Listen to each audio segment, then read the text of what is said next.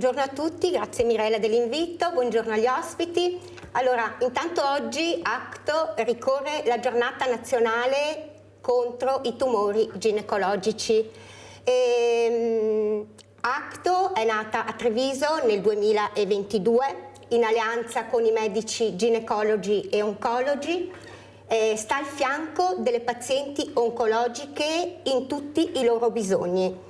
In effetti, parlando di sport, l'anno scorso noi abbiamo messo in piedi il sport come benessere fisico, mentale e di socializzazione per le pazienti.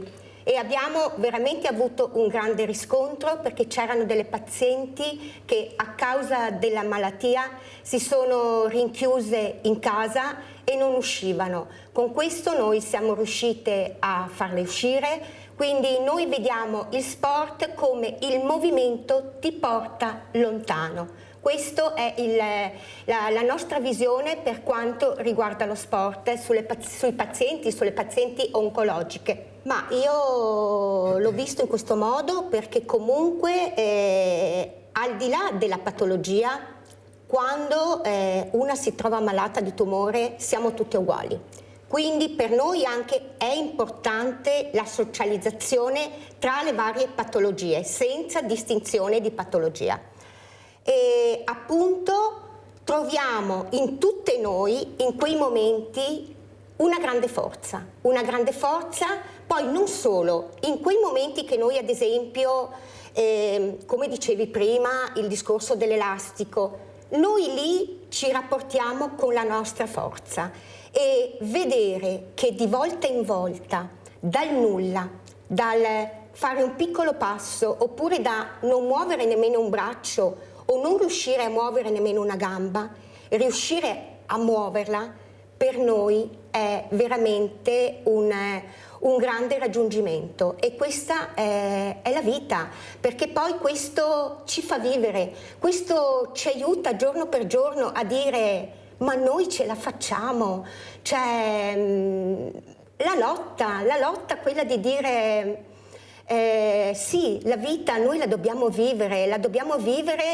con grande forza e questo appunto noi l'abbiamo trovato nello sport assieme a tutte quante, perché appunto sì, la famiglia, ok, la famiglia, però poi è vero, quello che noi sentiamo, quello che noi abbiamo passato, quello che noi in continuo stiamo passando anche facendo le chemioterapie, lo sappiamo solamente noi, pazienti oncologiche. Quindi tra di noi parliamo la stessa lingua, tra di noi abbiamo la stessa forza, la voglia di vivere. Mai un lamento, mai non ce la farò. Sempre avanti Mirella, combattere, resistere e soprattutto dare sicurezza a questa donna minuta, esile, una grinta, un coraggio, ma soprattutto quello che la distingueva era, nonostante questa terribile malattia, la gioia di vivere, la voglia di vivere. Ecco, io sono convinta che in questo periodo molto duro per Petra sia riuscita a sorpassare tutti questi ostacoli grazie alla sua voglia di vivere.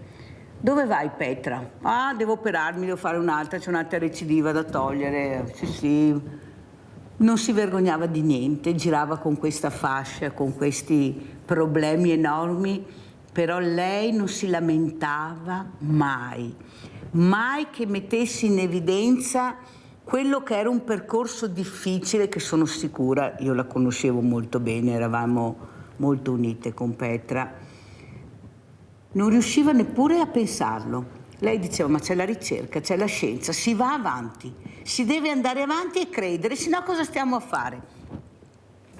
Petra mi mancherà tantissimo, mancherà a tutte quelle persone che l'hanno conosciuta, a quelle donne che hanno bisogno di persone come lei per capire che forse c'è sempre la speranza, che non deve mai lasciarla. Ecco, io penso che il messaggio di Petra, che ieri mattina ci ha lasciato, sia proprio questo: non mollare mai, non mollate mai, vedrete che ce la faremo. Perciò Un grande abbraccio Petra da tutti noi e ci mancherai tantissimo. Veramente grazie di essere esistita.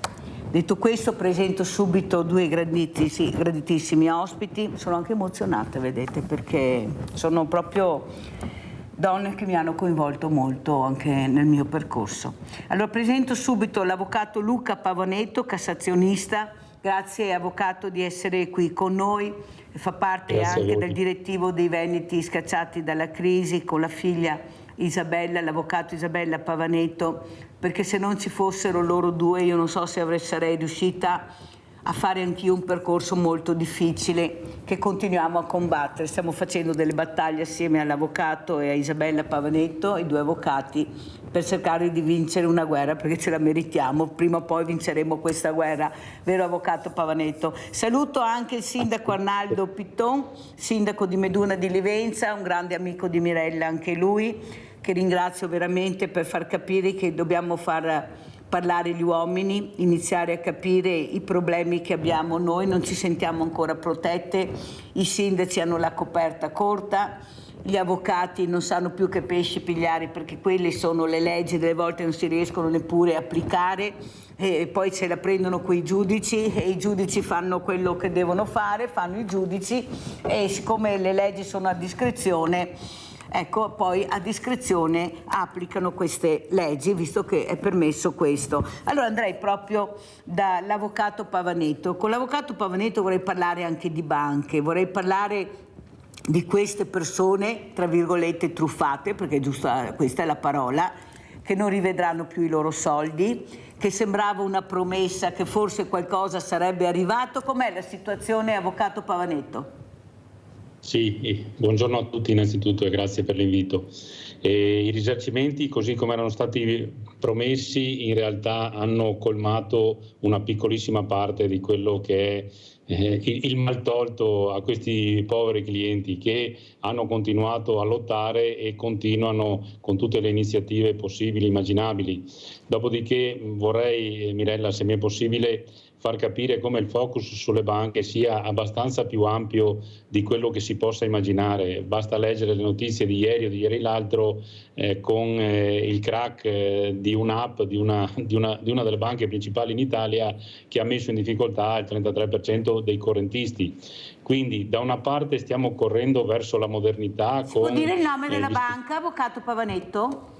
Sì, è la Banca Intesa, ma tanto era su tutti i siti. Hanno avuto un problema nella loro app, nel loro sito, e questo ha fatto sì che ci siano stati ritardi nei pagamenti per le pensioni e per quanto riguarda gli stipendi, ma anche per i pagamenti normali. Ma al di là del nome della banca, secondo me la riflessione che andrebbe fatta è una riflessione più profonda su questo ruolo, perché le banche stanno cercando di correre verso la modernità, quindi come vediamo filiali sempre meno, vediamo sempre meno operatori allo sportello, si è perso il contatto umano e ormai è tutto delegato agli strumenti tecnologici.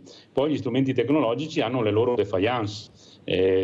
Casi di questo tipo, per non parlare poi degli hacker o di quelli che insomma con qualche artificio informatico riescono a truffare le persone e dopo le sentenze che, come ho già spiegato in diverse occasioni, quando i tribunali trattano materie di questo tipo parlano della pratica del corretto banchiere, imponendo alla banca stessa di utilizzare tutti i migliori strumenti. Cioè non sono io correntista che magari riesco a essere truffato perché un hacker riesce a entrare nel momento in cui sto facendo la transazione e quindi mi porta via i miei soldi, che siano i 1.000 euro del mio agognato stipendio o che siano importi più alti. In realtà il problema è che per dottrina e giurisprudenza abbastanza conforme si parla della pratica del corretto banchiere per dire cosa? Che è la banca che deve fornire degli strumenti che siano impenetrabili.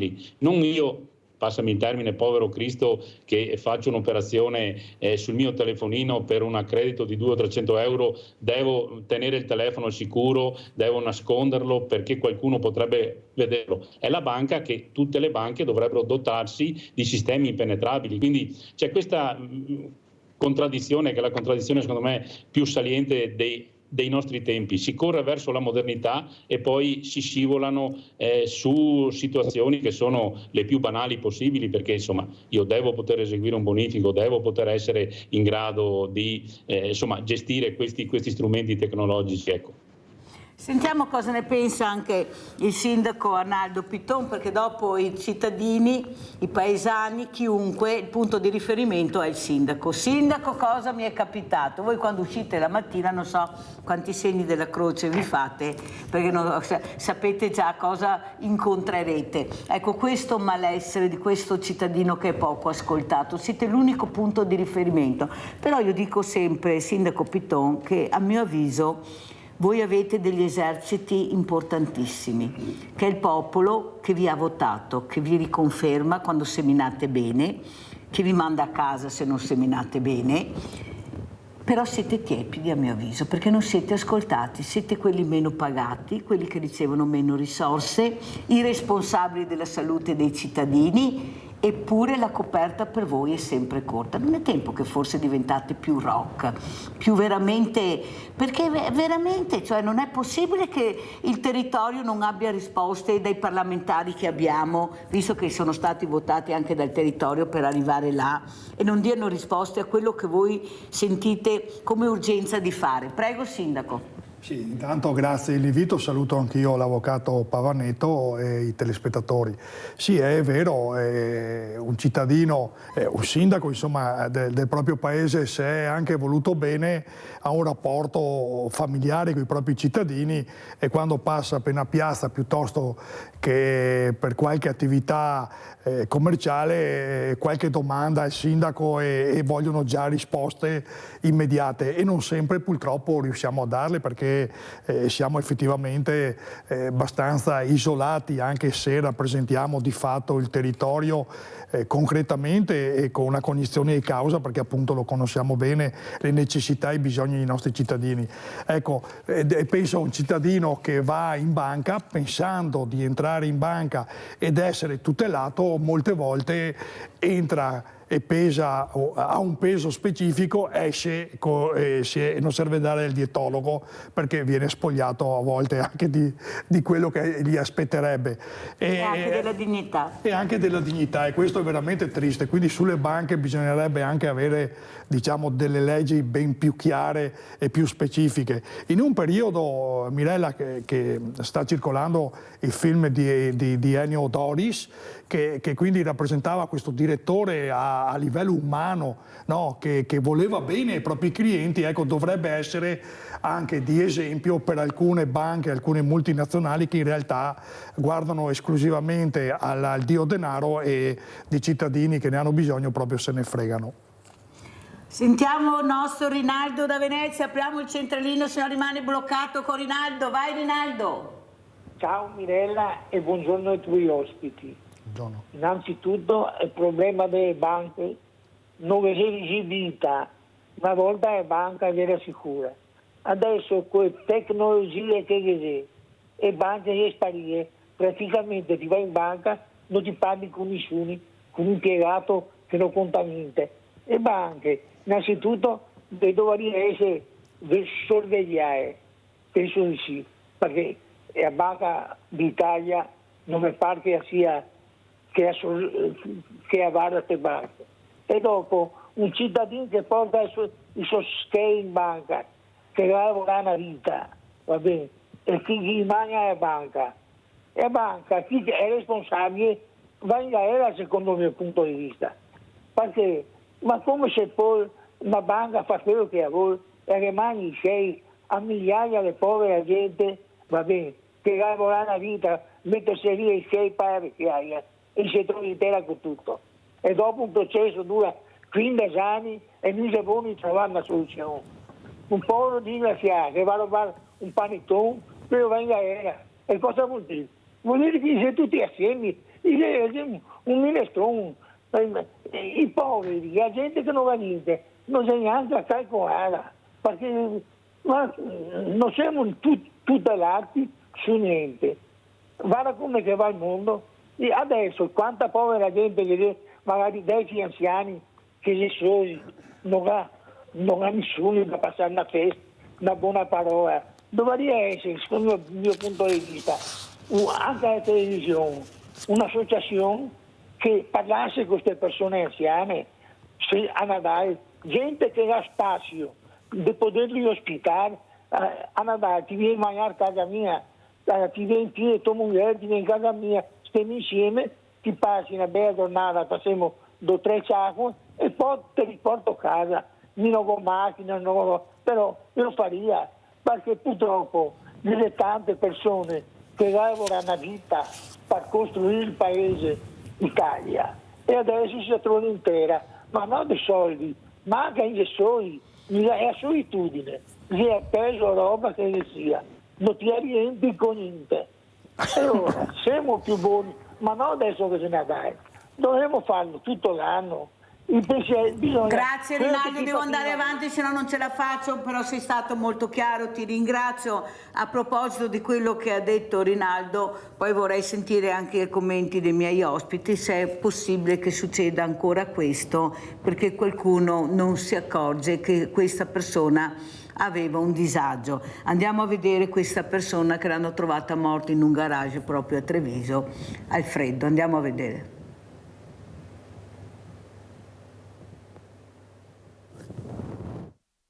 Venerdì sera, che era qua in compagnia, tranquillissimo, vado via perché noi eravamo ancora convinti che andasse nell'appartamento dove lui alloggiava. Invece non era così, l'hanno trovato nel garage. Abbiamo allertato il sabato. Lo hanno trovato i vigili del fuoco e i carabinieri. Marco Magrin, 53 anni, steso a terra su un lato, senza vita, nel garage dove si era rifugiato e dove viveva ormai da mesi dopo essere stato sfrattato dal suo appartamento. Troppe le spese da sostenere e a cui non riusciva a far fronte. Ad allertare le forze dell'ordine gli amici del bar Bottolo di via Castagnole a Treviso. Il sospetto che fosse successo qualcosa non vedendolo all'appuntamento fisso ogni sera al bar.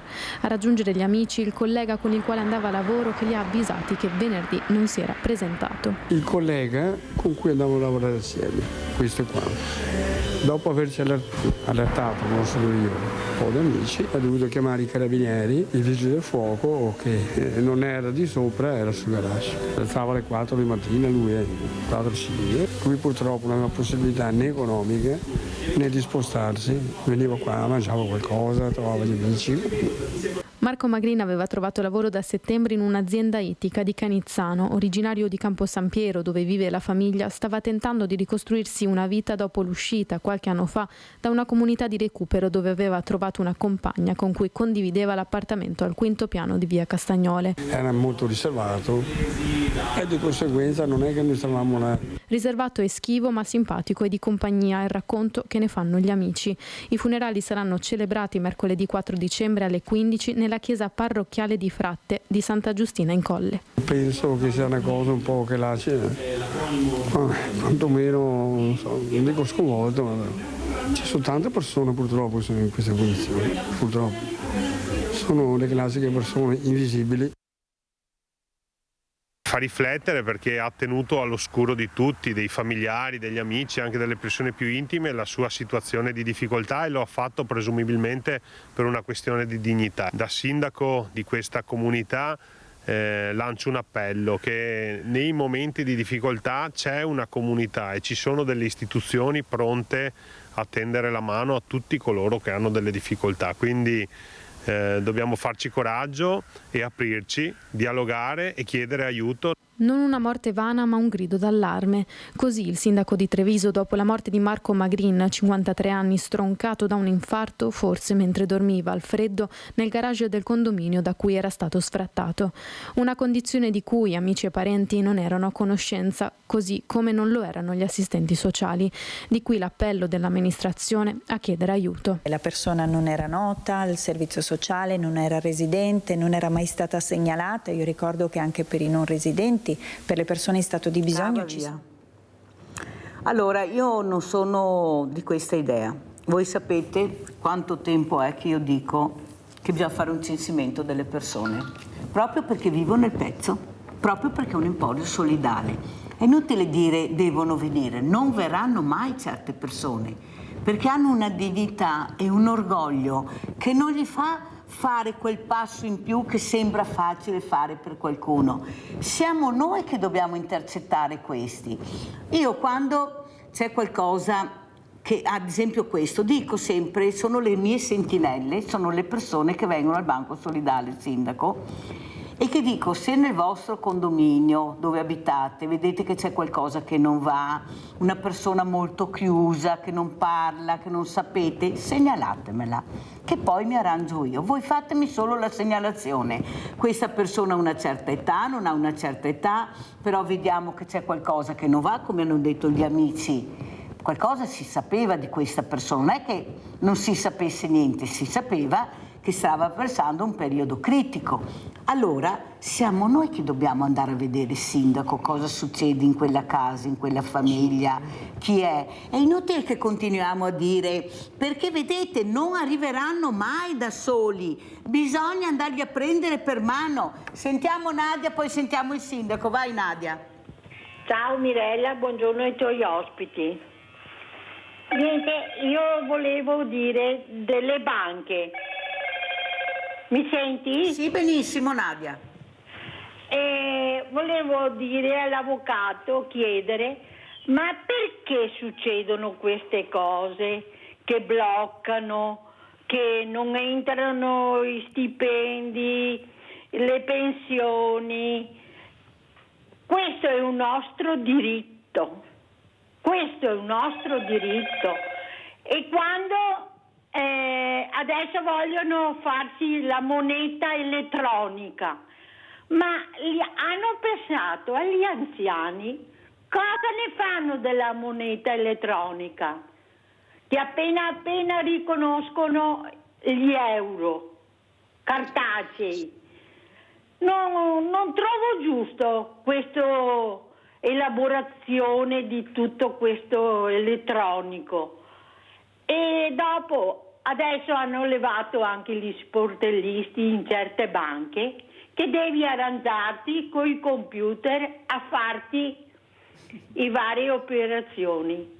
Ma stanno mandando in rovina tutto. Io non pagherò niente con la carta. Io vado a prelevarmi i contanti e uso i contanti. È inutile che ci portano a dover usare questo. Grazie, arrivederci e buona giornata. Anche a te cara Nadia, allora commentiamo il servizio che abbiamo visto prima di andare dall'avvocato Pavanetto per rispondere alla nostra Nadia.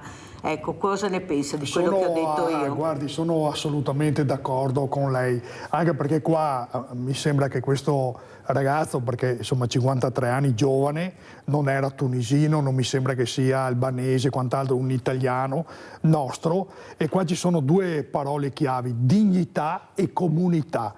Dignità perché molto probabilmente anche la vergogna stessa di andare a chiedere, molto probabilmente lo avrà anche già fatto nel paese di origine, molto probabilmente si è trovato anche qualche porta chiusa, quindi la dignità aumenta ancora di più, dice ma vado a chiedere, magari mi rispondono anche male o mi danno delle non risposte e quindi si chiudono in se stessi. Comunità perché? Faccio un esempio, ecco, una cosa che io amo nel mio territorio, nel mio comune Meduna, è proprio questo aspetto qua.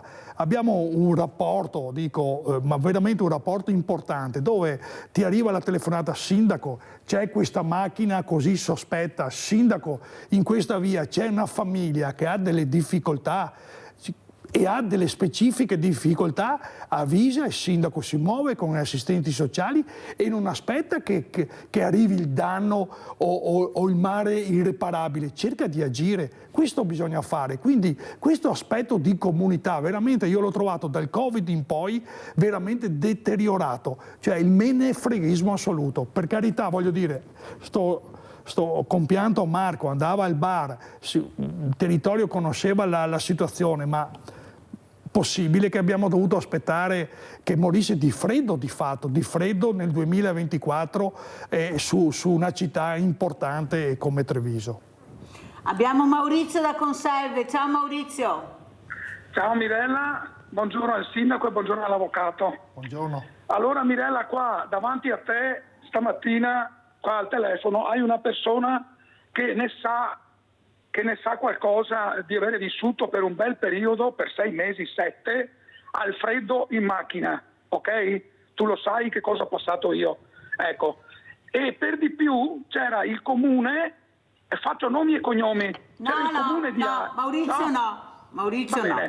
Ecco, parli allora, del caso, hai già avuto problemi, io sai che ci sono stati, perciò ecco, avevi dei punti di riferimento che qualcuno non ha. Dai. C'era il comune che se ne è fregato, va bene, ok, perfetto.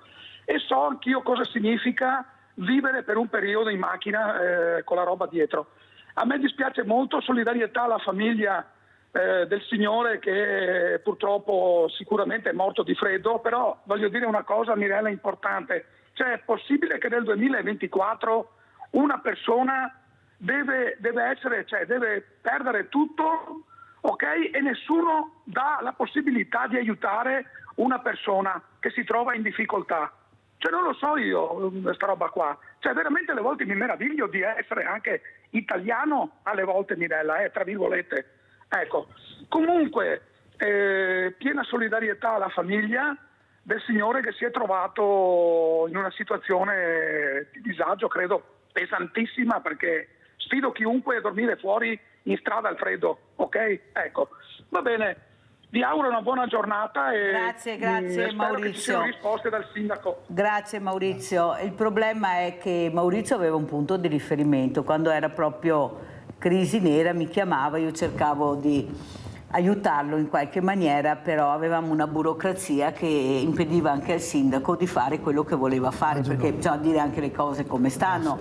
Cioè, se tu non hai la residenza non è semplice, cioè, capite che delle volte anche loro, perché poi io chiamo questi sindaci, loro lo sanno.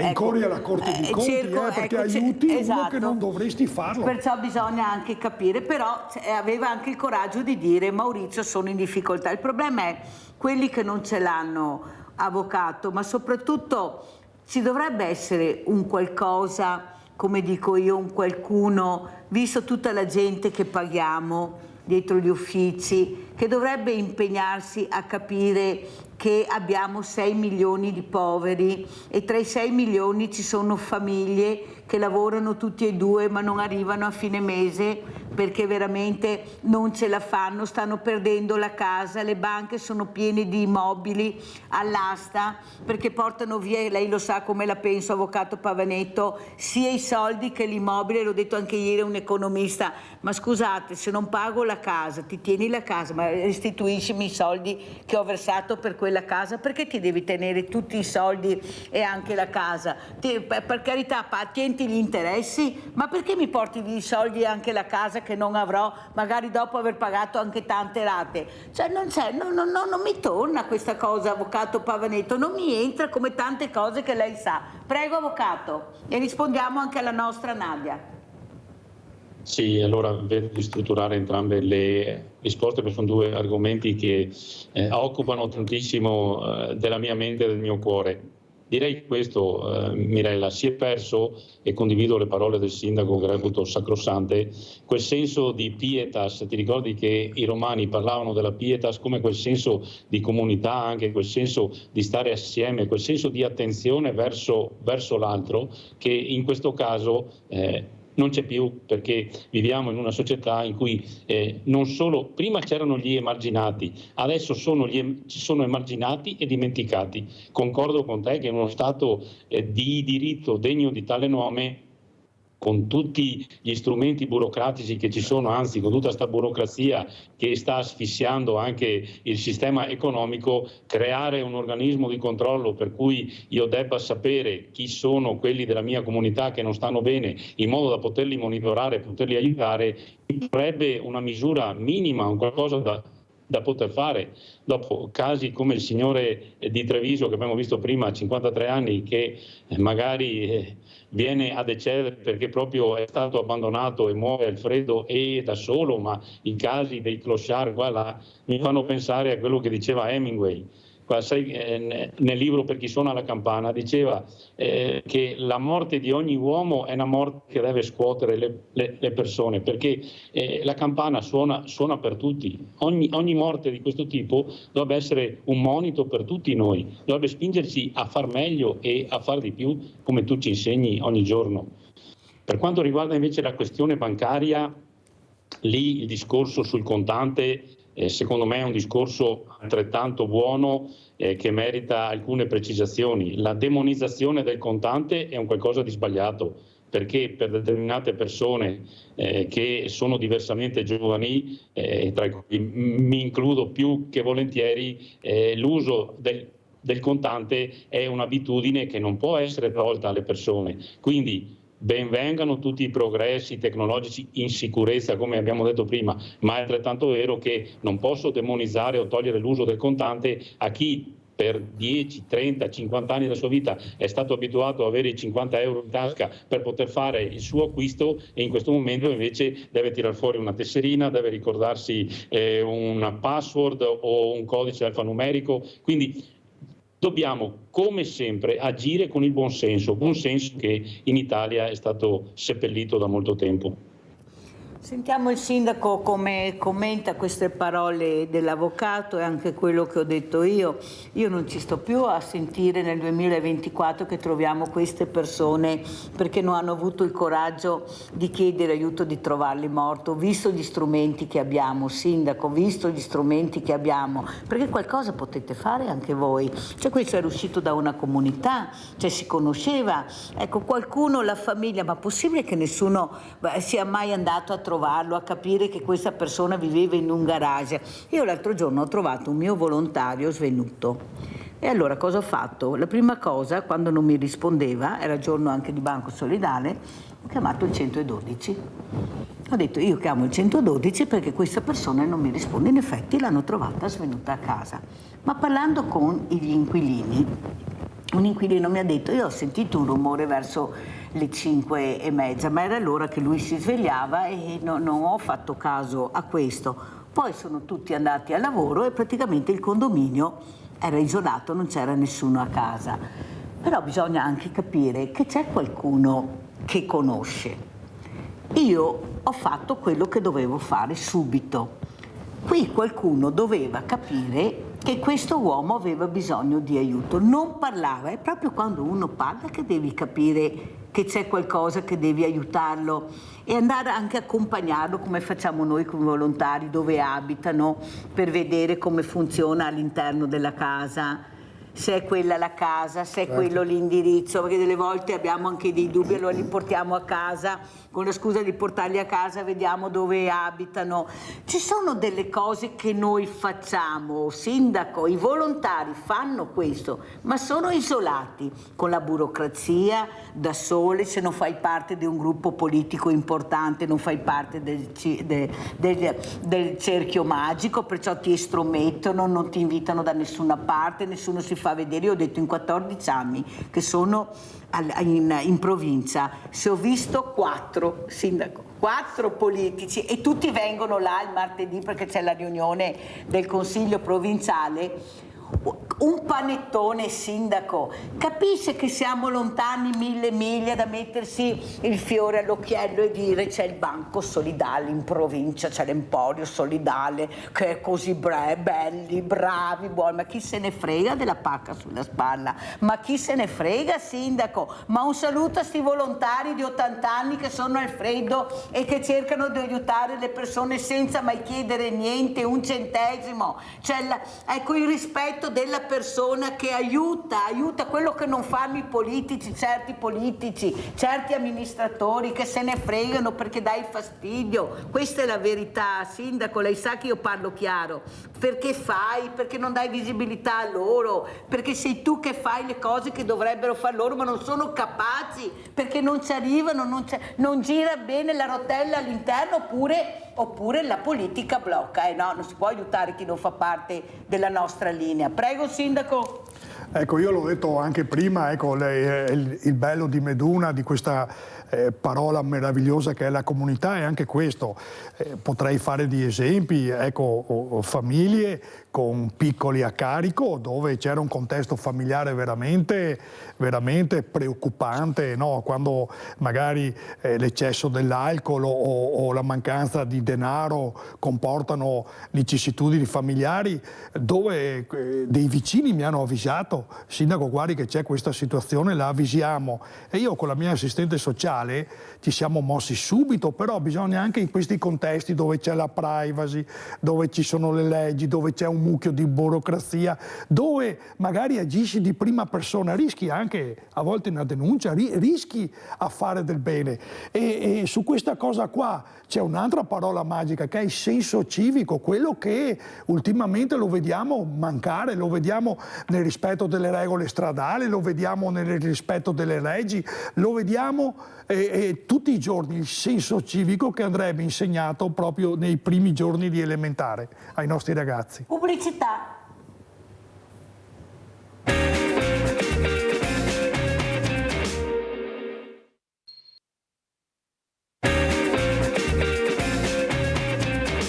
Siamo col sindaco di Meduna Arnaldo Piton e anche con l'avvocato Luca Pavaneto per parlare dei problemi delle famiglie, della società, della comunità, i soldi che non bastano mai, le materie prime che continuano a crescere. Ecco, quello che però volevo anche agganciarmi, avvocato Pavaneto, a quello che ha detto la Nadia, perché pensare male si fa peccato, ma qualche volta ci si azzecca. A me piace tantissimo, mi piace tanto. Ma è possibile che il giorno del Black Friday si siano bloccati i POS? Cioè, veramente, guarda avvocato, lei sorride, a me è venuto un sospetto, ma dico, ma proprio quel giorno là una buona parte, non tutti, ma una buona parte non riusciva a fare acquisti col bancomat, col POS.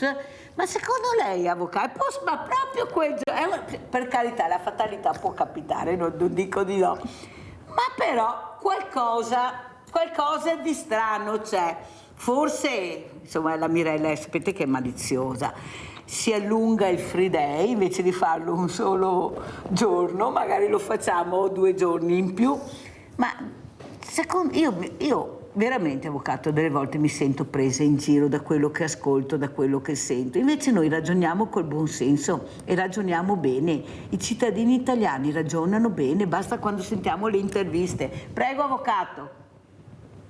Sì, è ovvio che quando ci sono coincidenze come queste, Mirella, possono scatenare qualsiasi tipo di pensiero.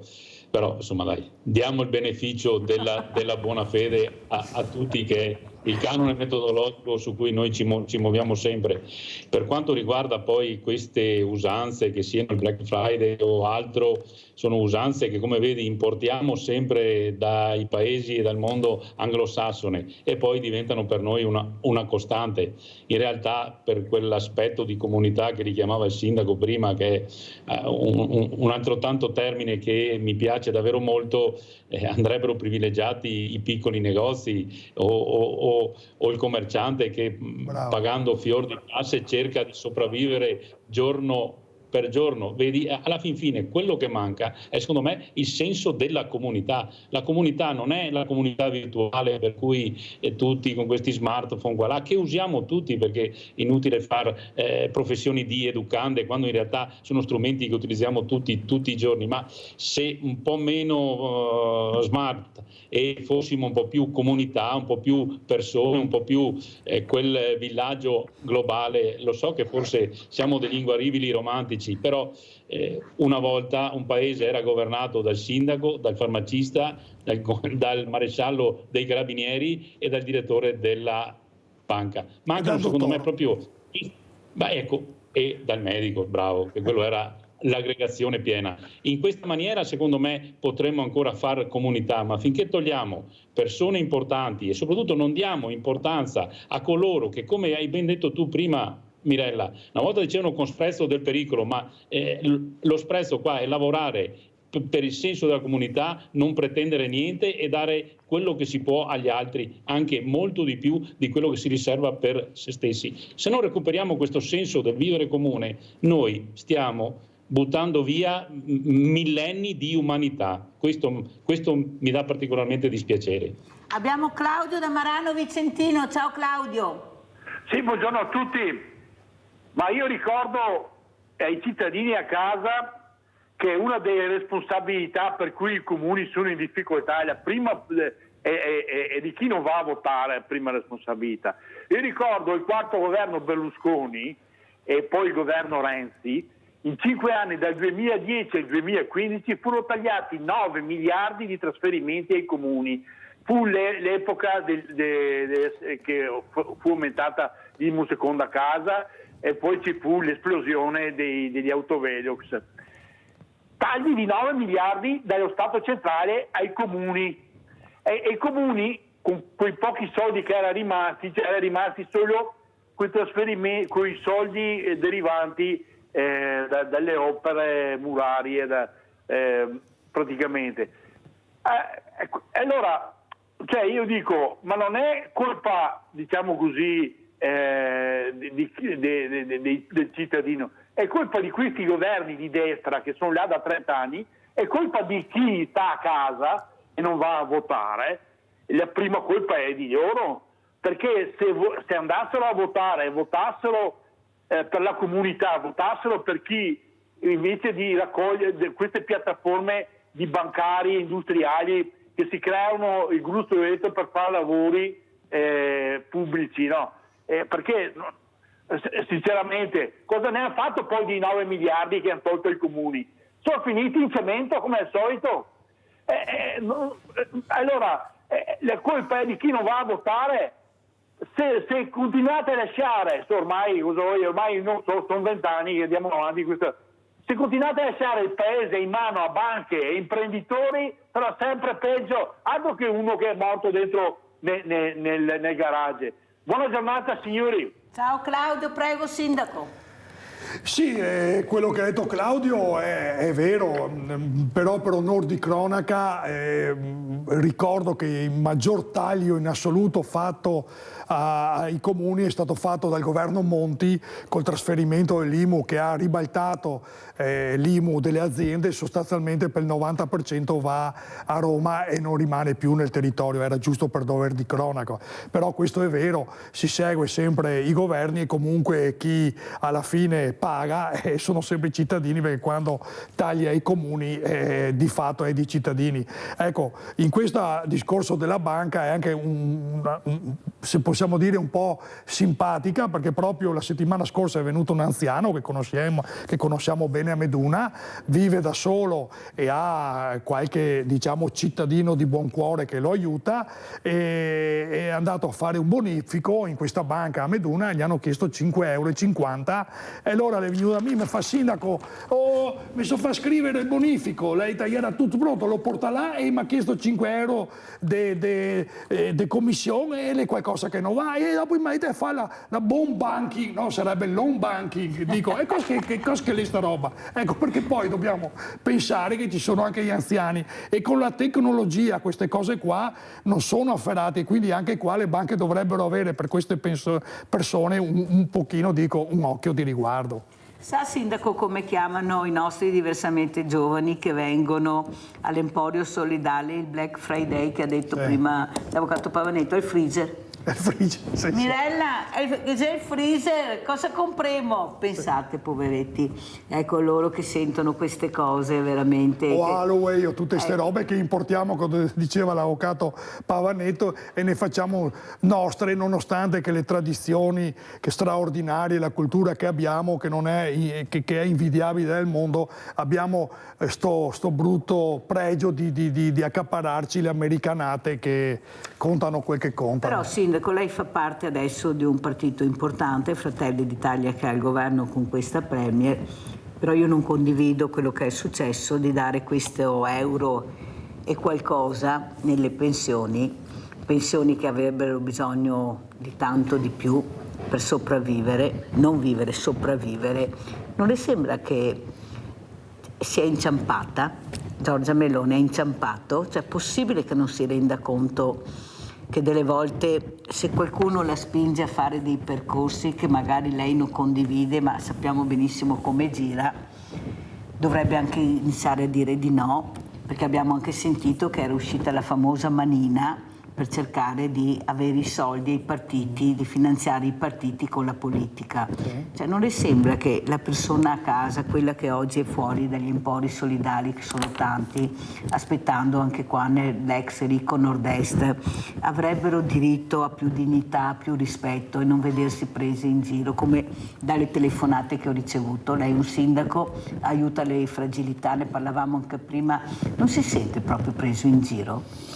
Guardi, io cerco di fare un discorso coerente con la figura di sindaco che sono e non politica, anche se io sono passato da qualche anno in tempi non sospetti in Fratelli d'Italia, perché vedo in Giorgia Meloni una donna comunque determinata e capace, almeno diciamo nell'ambito politico degli ultimi 20 anni, è una donna che ha lavorato prima, cioè quello che ha se lo ha scavato da solo e costruito da solo.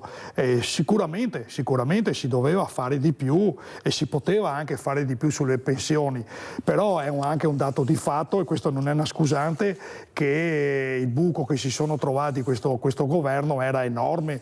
Pensiamo al reddito di cittadinanza, pensiamo al 110, questo famigerato 110 che alla fine ha fatto fare la seconda casa, rimodernare la terza casa anche in montagna, e poi di fatto a chi ne aveva bisogno non è stato in grado di farlo. Quindi certo si poteva fare di più, però almeno rispetto agli anni passati, che comunque veniva tolto, qualcosa è aggiunto. È un discorso che nell'ambito delle segreterie ne parliamo di questa cosa qua, e speriamo che insomma, ecco, la linea verso il sociale, verso le persone fragili sia un pochettino più ampia rispetto a quello che è stato fatto in questo caso qua. Però devo dirlo francamente che almeno qualcosa in questo senso è stato fatto. Ecco, ripeto, non lo faccio per questione di partito, ma è effettivamente quel che vedo. Se diciamo da Monti in poi insomma tagli, sì, ma capisce, tagli che sono stati fatti. Ho capito, però la famiglia che ha bisogno, la persona che è fragile, in difficoltà,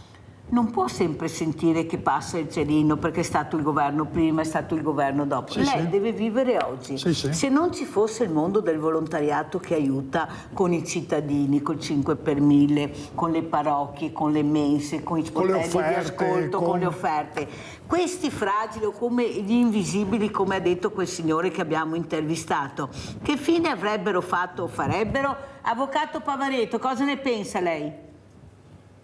Sì, allora, al di là delle coloriture politiche che io non ho e sulle quali non entro, dico che effettivamente il discorso che io e te, Mirella, portiamo avanti da tanto tempo è che abbiamo una politica che secondo me è troppo lontana dai cittadini. Lasciamo stare, va a votare il 50%, il 60%, chi ci vota è bravo o non è meno bravo, chi ci rappresenta eredita tutti i problemi pregressi. Pacifico questo, perché ogni governo secondo me brilla per delle trovate che poi vanno a pesare sulle tasche dei cittadini. Pensiamo al 110 che oltre a noi dovrà essere pagato da qualche altra generazione di italiani, quindi non ci dimentichiamo che secondo me nell'ebbrezza di governare alle volte si fanno scelte che poi vengono pagate per decenni e decenni da altri. Quindi il problema, a mio avviso umilissimo, è che manca un rapporto tra la politica e i cittadini. Finché ci sono gli ufficiali di collegamento, che sono i bravi sindaci, le persone di buona fede o le persone che come te, Mirella, aiutano gli altri, il sistema barcollando un po' regge, ma sono d'accordo con te, se dovessero mancare queste persone che aiutano, questi enti, questi empori e queste cose, avremo una realtà già è dura, che sarebbe durissima, e questo mi aspetterei un segno in controtendenza, ma per ragioni di bilancio, per 1000 motivi, qua e là, non si nota mai un segno deciso in controtendenza dicendo no, guarda che noi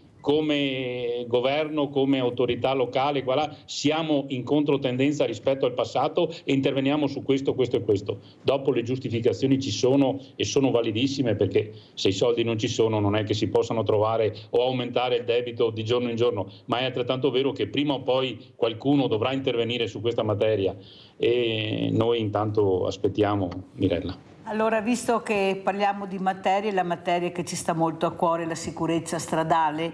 Purtroppo anche ieri è mancato un altro 17enne, purtroppo dico io, un altro ancora, visto che avremo la possibilità di mettere questa tecnologia e salvare, ecco, forse anche queste vite e non dare questo dolore immenso. Pensate a queste famiglie che non hanno più i loro figli.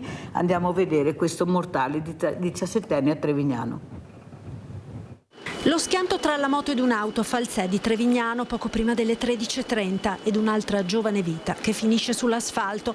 È morto così Andrea Bedon, 17 anni, meccanico, stava andando al lavoro in sella alla sua moto da enduro quando all'altezza dell'incrocio tra via Contrada e via Papa Luciani, per cause ancora in corso di accertamento, si è scontrato con una Fiat Panda condotta da una 79enne del posto che tornava a casa con il nipote. L'impatto non ha lasciato scampo ad Andrea Bedon. I sanitari giunti poco dopo sul luogo dell'incidente non hanno potuto che constatare il decesso del ragazzo. La famiglia Bedon è molto nota a Trevignano. La mamma di Andrea, Sonia Pandolfo, per anni è stata presidente del Palio di Trevignano. La nonna, scomparsa ad ottobre, era titolare del panificio del centro. L'intera comunità è sconvolta per la tragedia.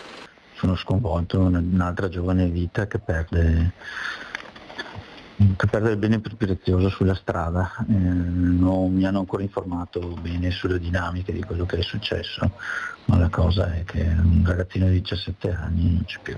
Sul luogo della tragedia, oltre ai sanitari del 118, sono intervenuti i carabinieri del nucleo radiomobile della compagnia di Montebelluna, che conducono le indagini per accertare l'esatta dinamica e le eventuali responsabilità dell'incidente. Un dramma che allunga il triste elenco dei giovani morti in moto sulle strade della Marca. Solo 3 giorni fa la tragica fine del 21enne Samuele Lazzari a Casale sul Sile. Poco più di un mese fa a Castelfranco la morte a 15 anni di Kevin Gentilin in sella alla sua Vespa. Esprimere le ho sentite condoglianze e la vicinanza, anche se nessuna parola può lenire il dolore per una simile perdita.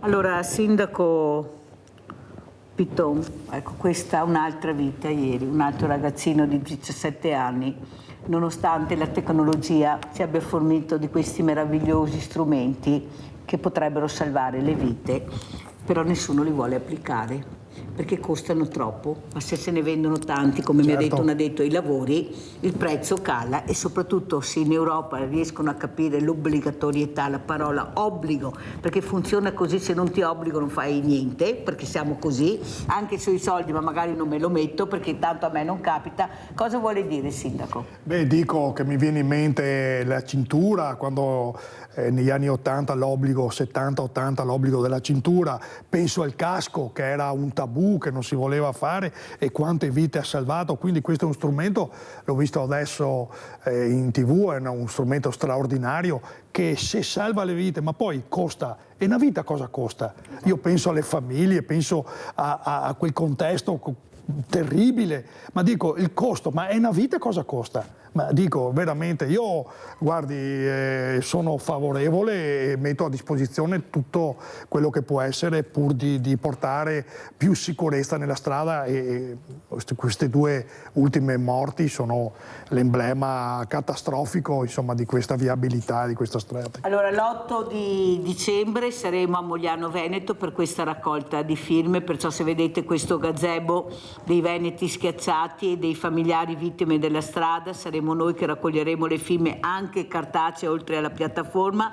Poi quando, Sindaco, ci ha invitato? Sì, vi ho invitato, approfitto perché quando mi ha raccontato di questa iniziativa di Veneti Schiacciati, io metto a disposizione la piazza comunale sabato 14 dicembre e inizieremo anche in quel di Meduna questa raccolta di firme che è importantissima per la sicurezza stradale per i nostri ragazzi. Grazie al Sindaco Arnaldo Pitton. Sentiamo come ci saluta l'Avvocato Pavaneto, che seguirà Mirella anche in questo percorso, perché non si può mica farsi male con queste cose per andare in Europa, bisogna essere ben strutturati. Certo. Prego, Avvocato. No, iniziativa sacrosanta, perché poi andiamo a vedere anche il nuovo codice della strada inaspriscono determinati comportamenti e giustamente vanno puniti e sanzionati, però norme come questa di buonsenso, di dotare obbligatoriamente chi va in moto di un apparato di airbag che ormai sulle macchine c'è da tanti anni. Poi non ci nascondiamo che volendo si può far tutto, basta pensare a delle misure compensative. Adesso se uno va a fare l'assicurazione dell'auto e accetta la cosiddetta scatola nera per controllare la velocità, non fanno sconti anche sulle polizze auto. Ecco che anche dovesse costare qualcosa, ma il numero poi abbasserà il prezzo, questo airbag, potremmo dire alle compagnie assicuratrici: nel momento in cui mi doto di un airbag in moto mi farai una polizza che costerà meno, per cui alla fin fine con poco si può voler far tutto, basta avere buona volontà, come si diceva una volta. Grazie anche all'Avvocato Luca Pavaneto di essere stato con noi, grazie ancora al Sindaco Arnaldo Pitton. Pubblicità.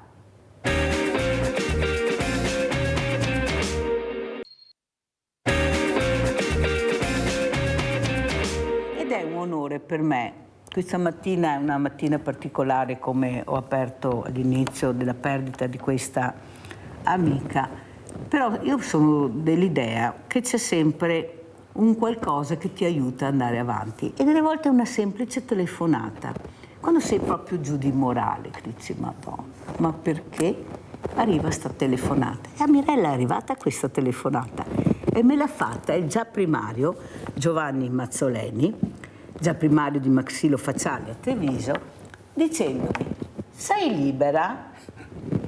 E io ho detto: perché? Perché io vorrei che tu fossi ospite in una serata particolare dove tu incontrerai delle persone che ti stanno a cuore. Ed era proprio vero. Cosa succederà fra poco?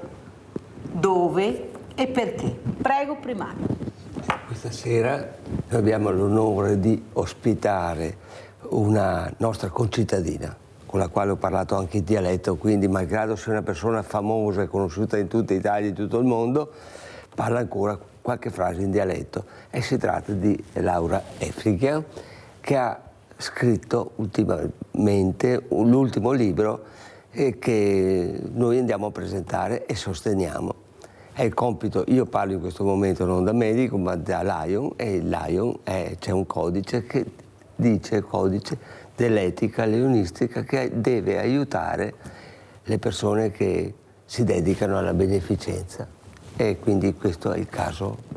Allora, intanto ringrazio e poi vedrete la sorpresa, però io vorrei anche dire un grazie a questo uomo, a questo medico, questo luminare, perché lui aiuta anche la Mirella con i suoi problemi dell'emporio solidale, quando arrivano queste persone disperate, non riescono a mangiare, non riescono a masticare, sono pieni di dolori, e lui gratuitamente mi aiuta.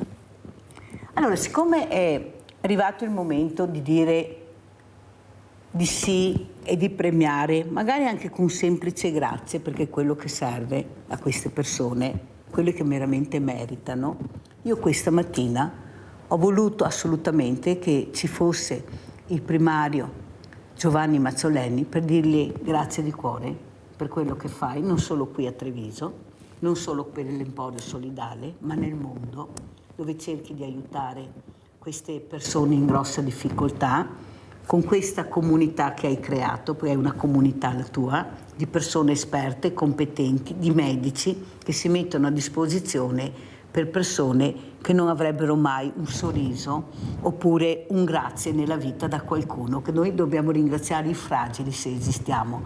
Esistiamo perché abbiamo i fragili. Cosa ne pensi, primario? Grazie a voi che mi date l'onore e la possibilità di fare quello che sto facendo.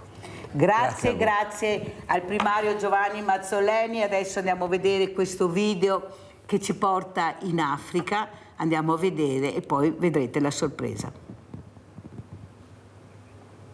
L'Africa, il video.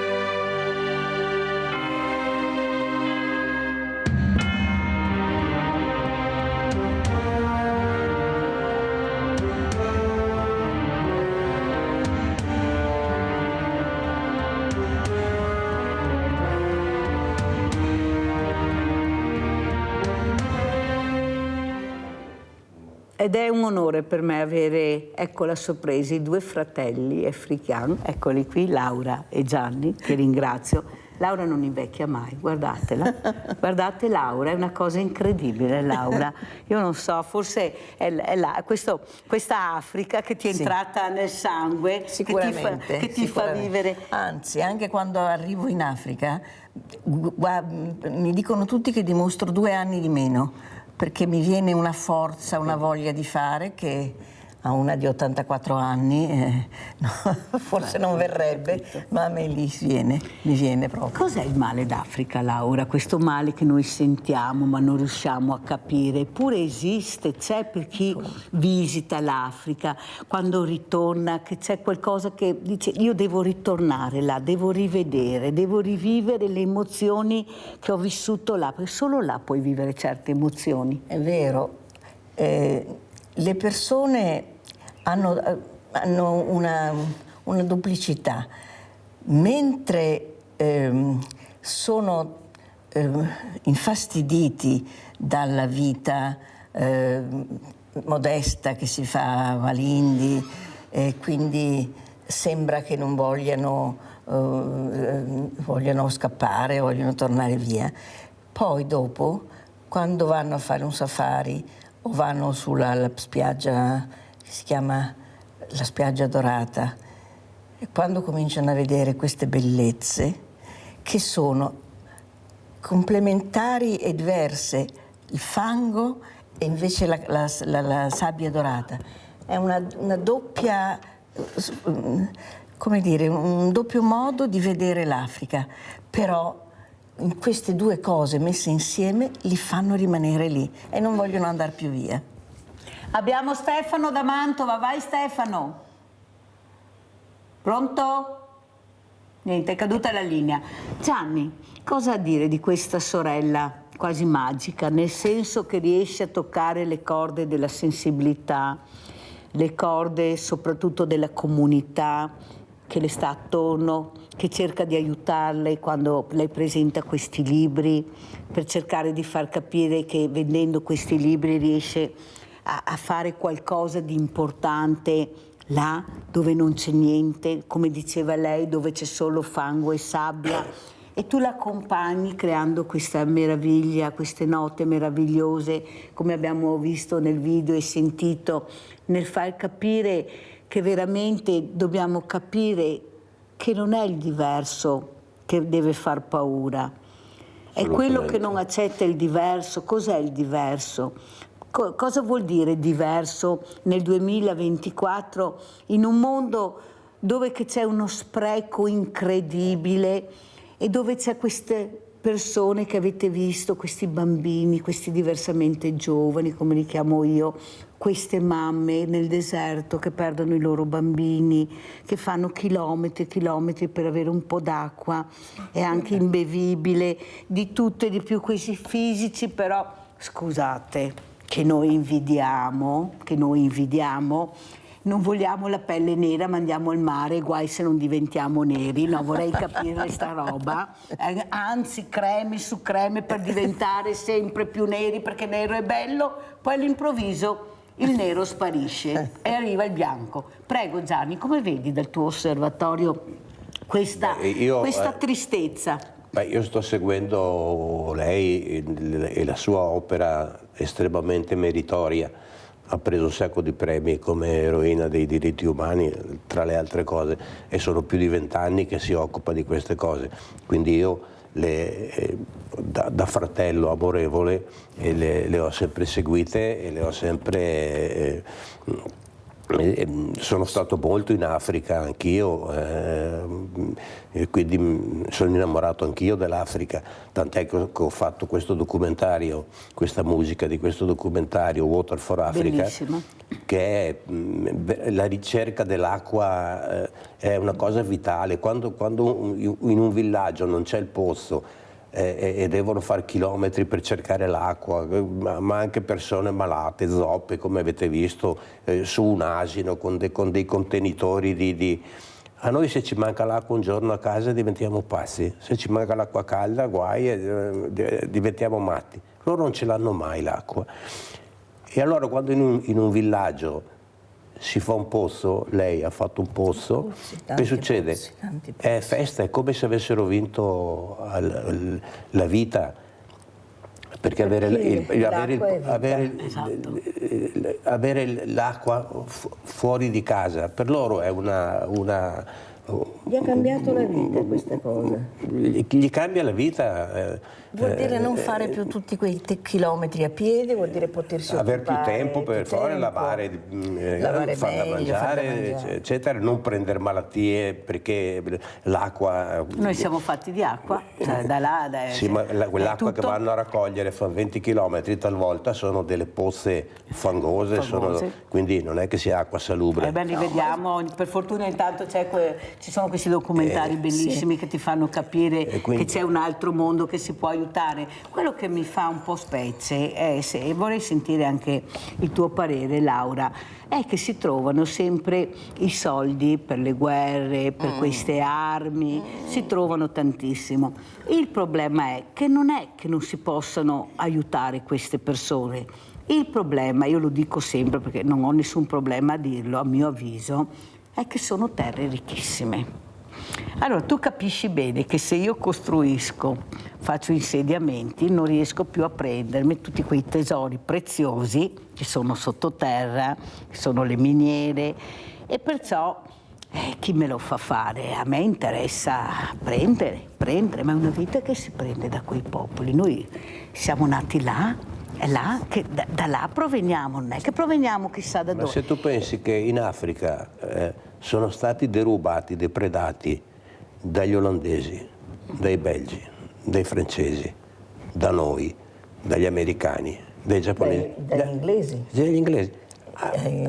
Hanno depredato in centinaia di anni, hanno depredato tutto, hanno lasciato loro nella povertà, sfruttando le ricchezze che sarebbero di loro, sfruttandole a proprio vantaggio. Sentiamo Laura. Questo che ha detto lui è la verità. Non solo, ma per esempio mi dicono questa tribù dei Giriyama, che sono quelli un po' più pigri. Io mi ricordo, studiando questa situazione, ho visto che quando hanno cominciato a portare via i neri con le barche per portarli in Africa a fare la raccolta del cotone, e più di una barca andava a fondo e ci sono stati milioni di persone che ci hanno perso la vita. Depauperare questa terra dall'uomo, quindi lasciare lì donne e bambini in una tragedia e in una solitudine ancora più grave, ha lasciato ancora di questa generazione come uno stampo nell'anima che fa in modo che quando uno vede un bianco ha paura, perché il bianco, che loro chiamano Muzungu, è l'uomo che va, mette le catene e porta via. Sono passati decenni infiniti, i giovani di adesso ancora portano nel DNA la paura del bianco. È impressionante questo, ma pensa che cosa hanno fatto questi bianchi di male a questa generazione di gente. Ma secondo te eravamo così? Io faccio fatica a rivedermi in quelli che siamo diventati anche noi un po' cinici. E soprattutto io difendo molto i giovani, Laura, perché a mio avviso saranno loro che cambieranno il mondo. È questione solo di pazienza, appunto. Io non ne ho, ma bisogna che porti pazienza perché in futuro sarà nelle loro mani. E io ci credo molto perché ad esempio il giovane non vede il diverso. Quello che mi fa rabbia è che dalle telefonate che ricevo, quello che vede il diverso è il diversamente giovane. Non tutti, ma una buona parte. Quello invece che dovrebbe capire, io vi farò vedere una foto di un giornale che ho trovato con un articolo bellissimo di Francesco Iori, dove vedi questa nave strapiena di italiani che vanno all'estero, come i barconi adesso, stessa roba, identica, non cambia niente. Ed eravamo noi, e racconta la storia dalla partenza all'arrivo. E fa veramente accaponare la pelle, perché è quello che stanno provando questi ragazzi, queste donne, questi bambini che arrivano da noi con i barconi. Capite che c'è qualcosa che non mi torna. Dico, perché sono diventati così cinici, così cattivi, così rabbiosi? A volte dico, ma quante ne hai in casa per essere così rabbioso? Hai mangiato meno in questo periodo? Hai bevuto meno? Ti hanno tolto qualcosa? Perché sei così rabbioso con queste creature che hanno solo il problema di essere nati nel posto sbagliato, nel momento anche sbagliato, erano perché nati le nel guerre... posto giusto loro. Sì, erano. Cosa dici, Laura? No, perché è così cattivo? Perché intanto diciamo che è diventato più ricco. Quando l'italiano era più povero, era più buono, divideva la sua povertà con un altro povero, che non era magari un nero, ma comunque sentiva il bisogno. C'è stati negli anni 50, dopo la guerra, che c'è stata un grande movimento di solidarietà. C'è stato. Piano piano, con la ricchezza, come uno diventa ricco, è mio, questo è mio, o è tuo. Come mio e tuo? È logico, non posso pretendere che tutti dicono questo è di tutti, ma porca miseria, quella parte che è tua e che è 100, possibile che non puoi farla diventare solo 90 dando un 10% a quelli che non hanno niente. Stefano da Mantova ha ripreso la linea, vai Stefano. Pronto? Io non lo sento, mi dicono che c'è ma non lo sento. Stefano? Niente, non riesco a prendere la linea. Allora, è vero Laura quello che dice, ti ringrazio, la ricchezza che fa diventare, ma io lo vedo quando facciamo le collette alimentari, lo racconto sempre, loro lo sanno, che mi stimola quando vedo questa donna che sembra un albero di Natale, dai gioielli che ha firmate, le borse, e che gli dai questa borsetta per avere un pacchetto di qualcosa, una scatoletta, e mi dice no, l'ho già fatto, non mi interessa, e allora là proprio allora mi prende proprio la tormento finché non riesco ad avere un qualcosa, è più forte di me, faccio il giro con lei e dico ma signora, ma con quella borsa, ma non riesci a darmi un qualcosina? ma l'ho già fatto, ma dai, e comincio a alzare la voce in maniera che anche attorno, e finché riesco ad avere questa scatoletta, ma non è la scatoletta, è far capire ma perché sei così, ma perché sei, e poi vedi l'anziana, quella che veramente ha sofferto la fame, la miseria, non la povertà, la miseria che è diversa, e che ti dice prendi cara, prendi, perché io so cosa vuol dire aver fame. Allora vedi che abbiamo queste due figure che fanno capire che invece dobbiamo andare avanti, Laura, ed aiutare il prossimo, ognuno con le proprie possibilità. Abbiamo sentito il primario prima, con le sue possibilità, con questa squadra, perché noi facciamo comunità. Cos'è la parola comunità, Laura? Comunità vuol dire essere tutti insieme, raccogliere tutti insieme e distribuire a tutti nella stessa maniera. La comunità è proprio è il nocciolo della società, solo che la società poi è diventata diversa, ma la comunità fa parte proprio dell'amicizia, della solidarietà, dell'essere vicino a uno che è ammalato, procurargli una medicina, togliertela anche dalla borsa, non importa, lui ne ha bisogno, io no. E questa è la comunità. Guarda, ti voglio raccontare una cosa, perché mi è successa adesso. Io ho incontrato, l'ultima volta che sono stata a Palermo, sono stata 20 giorni fa a Palermo, e ho portato il mio libro dove parlo anche di questa cosa dell'Africa, della povertà, della disperazione, e sono andata anche dove c'è questa associazione dei ciechi d'Italia. E ho raccontato a loro quello che ho scritto, perché loro non lo possono leggere.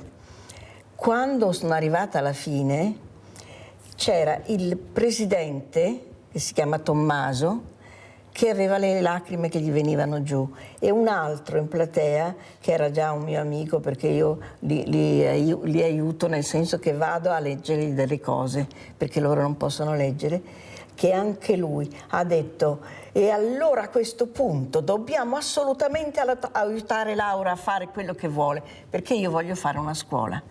E allora questi due ciechi si sono dati da fare, e oggi mi hanno telefonato e mi hanno detto: l'associazione ha deciso di aiutarti, ha deciso che la scuola la farai, ma mi ci sono voluti 2 anni di amicizia, aver fatto il libro. Però hai raggiunto l'obiettivo. Ho raggiunto l'obiettivo. Leone da Tre Baseleghe, stavo pensando, chissà se Leone chiama e perché chiama Leone, sentirai Laura, vai Leone.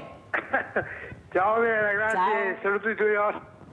Intanto volevo ringraziare i papà di Laura e i fratelli Africa per averci dato la musica di Vivaldi, che prima non si sapeva che c'era Vivaldi. Certo. Non finirò mai per iniziare. Ma io volevo dire una cosa, adesso Laura ha detto fare comunità. Questo è il problema di questo pianeta, fare comunità, perché non è possibile avere un pianeta dove c'è più acqua a terra e c'è gente che muore di fame perché non hanno acqua. E sono 200 anni che abbiamo tecnologie per installare l'acqua del mare, e se si fa con l'energia fotovoltaica costa pochissimo, perciò non è accettabile in questo pianeta così tecnologico che ci sia ancora gente che muore di fame che non hanno acqua. Non è accettabile questa cosa, è impossibile. Ma dove sono tutti questi presidenti, tutti questi re, questi che ci governano? Ma che cosa hanno in testa? Ciao Mirella, grazie. Ciao Leone, grazie. Salve. Allora prego Volevo Gian. rispondere a Leone. proposito dell'acqua e della gestione dell'acqua. Siccità al sud, aprono i rubinetti, non c'è l'acqua e dopo scopriamo, lo sappiamo già da tempo in memoria ormai, che gli acquedotti del sud perdono il 70% dell'acqua per strada perché sono marci. Allora, se invece che fare un ponte, scusa, siccome io sono contrario al ponte, a spendere miliardi per un ponte. Anche i siciliani sono contrari al ponte. Avete sentito? Anche i siciliani non lo vogliono. Aggiustiamo il nostro territorio, mettiamolo in sicurezza, visto che non riusciamo a cambiare il clima, perché ci sono troppi interessi sotto. Tanti paesi che non hanno l'acqua. Aggiustiamo gli acquedotti, caspita. Non è mica difficile da pensare una cosa del genere. No, ma caro, se no gli acquedotti romani funzionano ancora, voglio dire, quelli che facevano... E noi non riusciamo ad aggiustare gli acquedotti, quelli sono lì che aspettano il camion con l'acqua. Uno non vuole, non è che non si riesca, perché andiamo nella luna a fare i giretti ormai, perciò ha ragione anche Leone, ci sono gli strumenti per combattere anche questo. Il problema è che non li vogliono adoperare perché sennò gli tolgono da dove loro hanno capito che c'è un grande business, è il business nelle grandi opere, questa è la verità. Invece di mettere a posto il paese si fanno le opere per loro, non per noi, perché a noi quelle opere non servono. Ecco, noi abbiamo un paese strutturato che dovremmo vivere con la ferrovia, con i trasporti della ferrovia, avevamo dei porti meravigliosi via acqua, invece hanno cancellato tutto, poi si deve fare solo su gomma. Allora la terza, la quarta, arriveremo all'8ª corsia.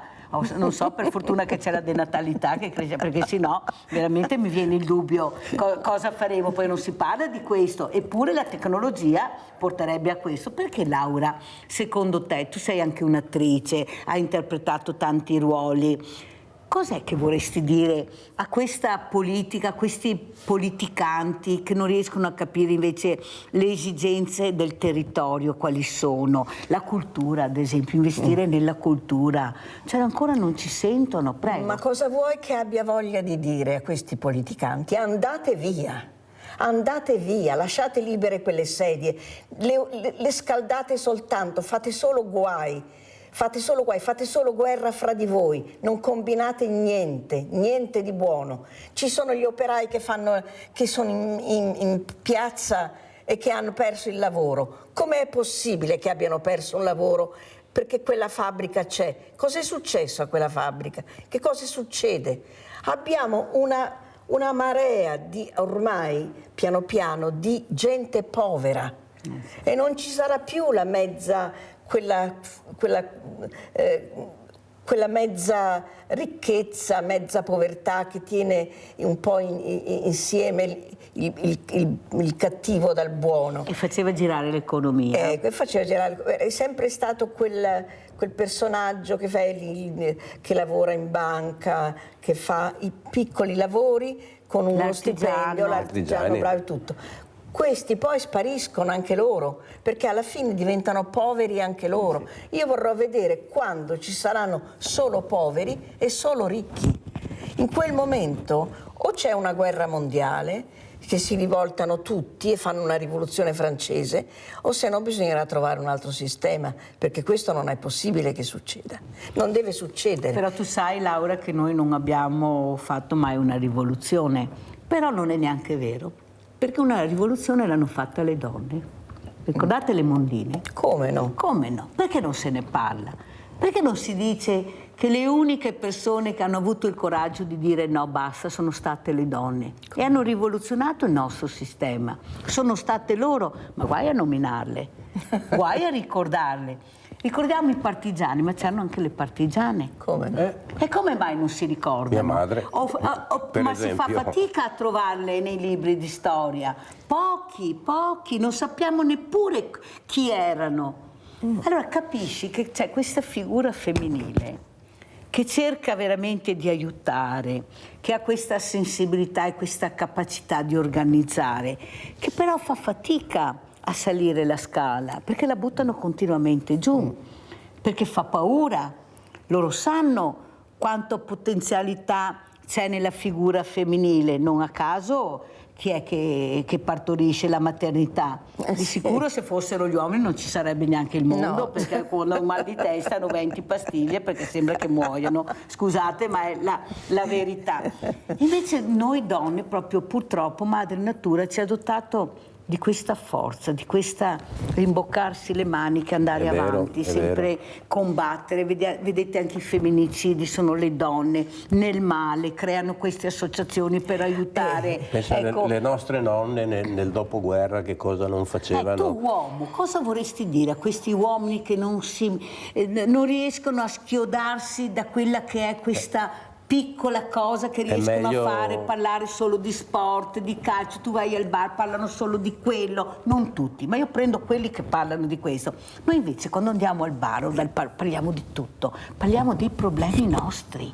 Voi non avete il coraggio di parlare dei problemi vostri, vi vergognate. Ecco, la vergogna del maschio a dire sono in difficoltà, cosa che noi non facciamo. Sono in difficoltà, lo dico.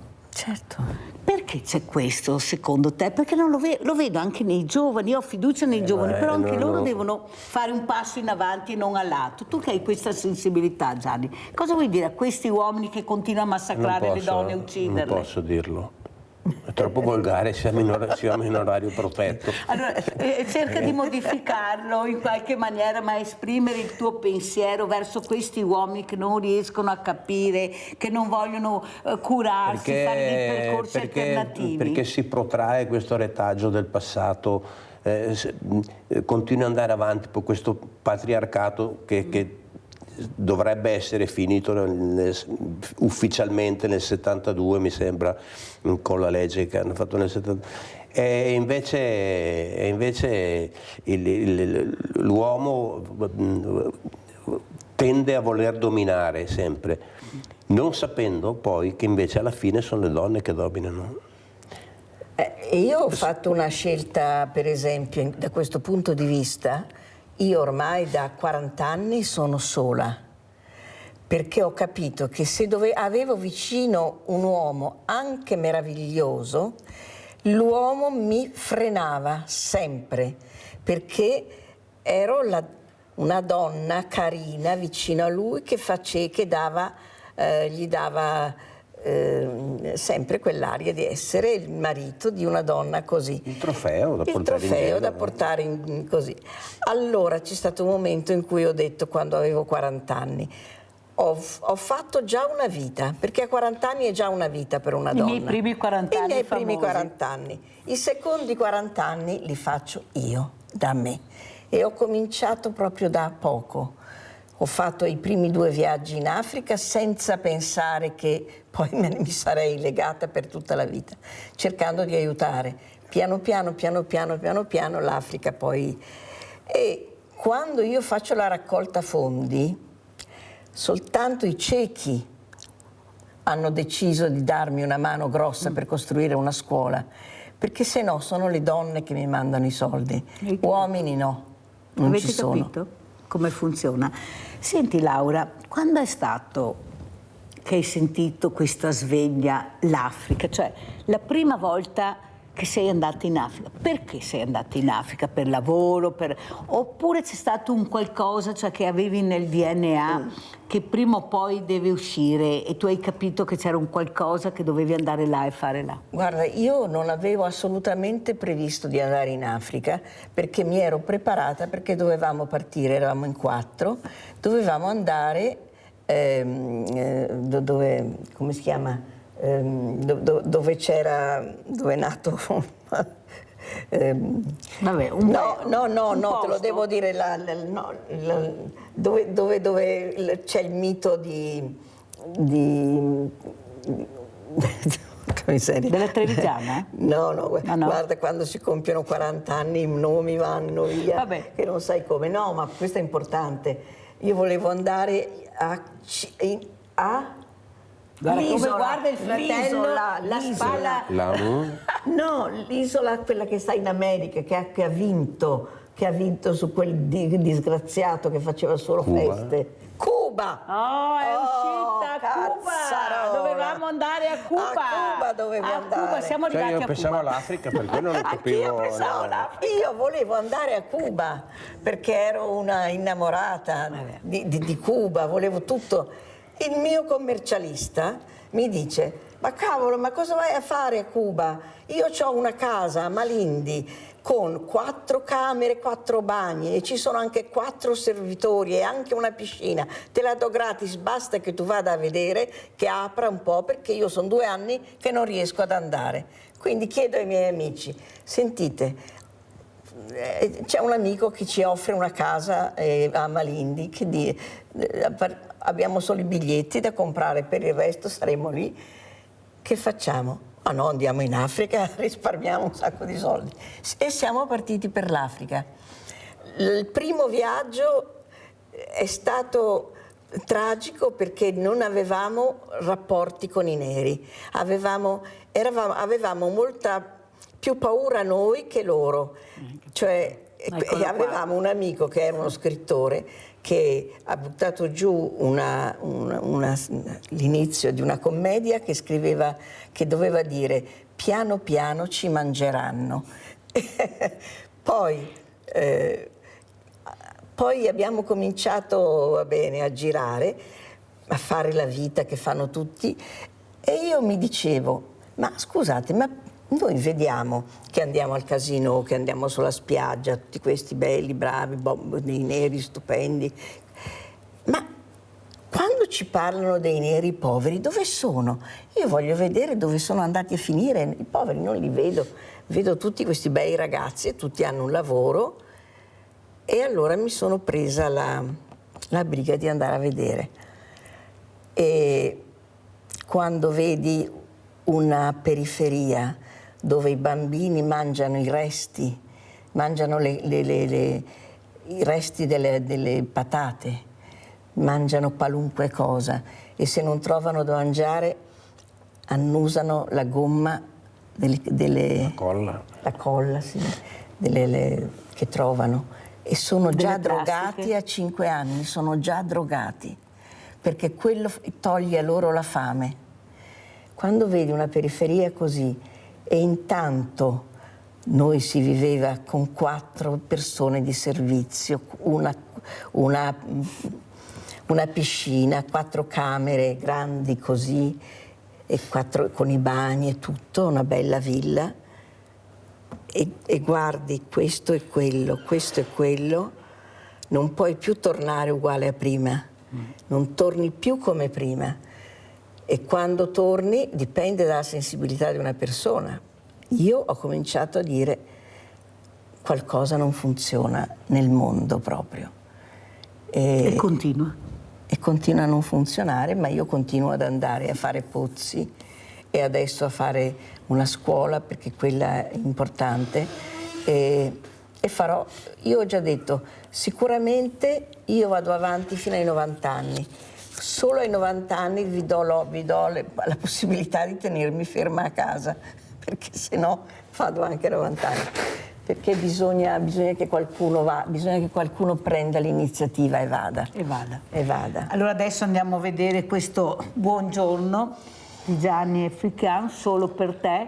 Buongiorno bellissimo che vi do, e poi sentiamo cosa ne pensa il maestro Gianni Africano. Andiamo a vedere.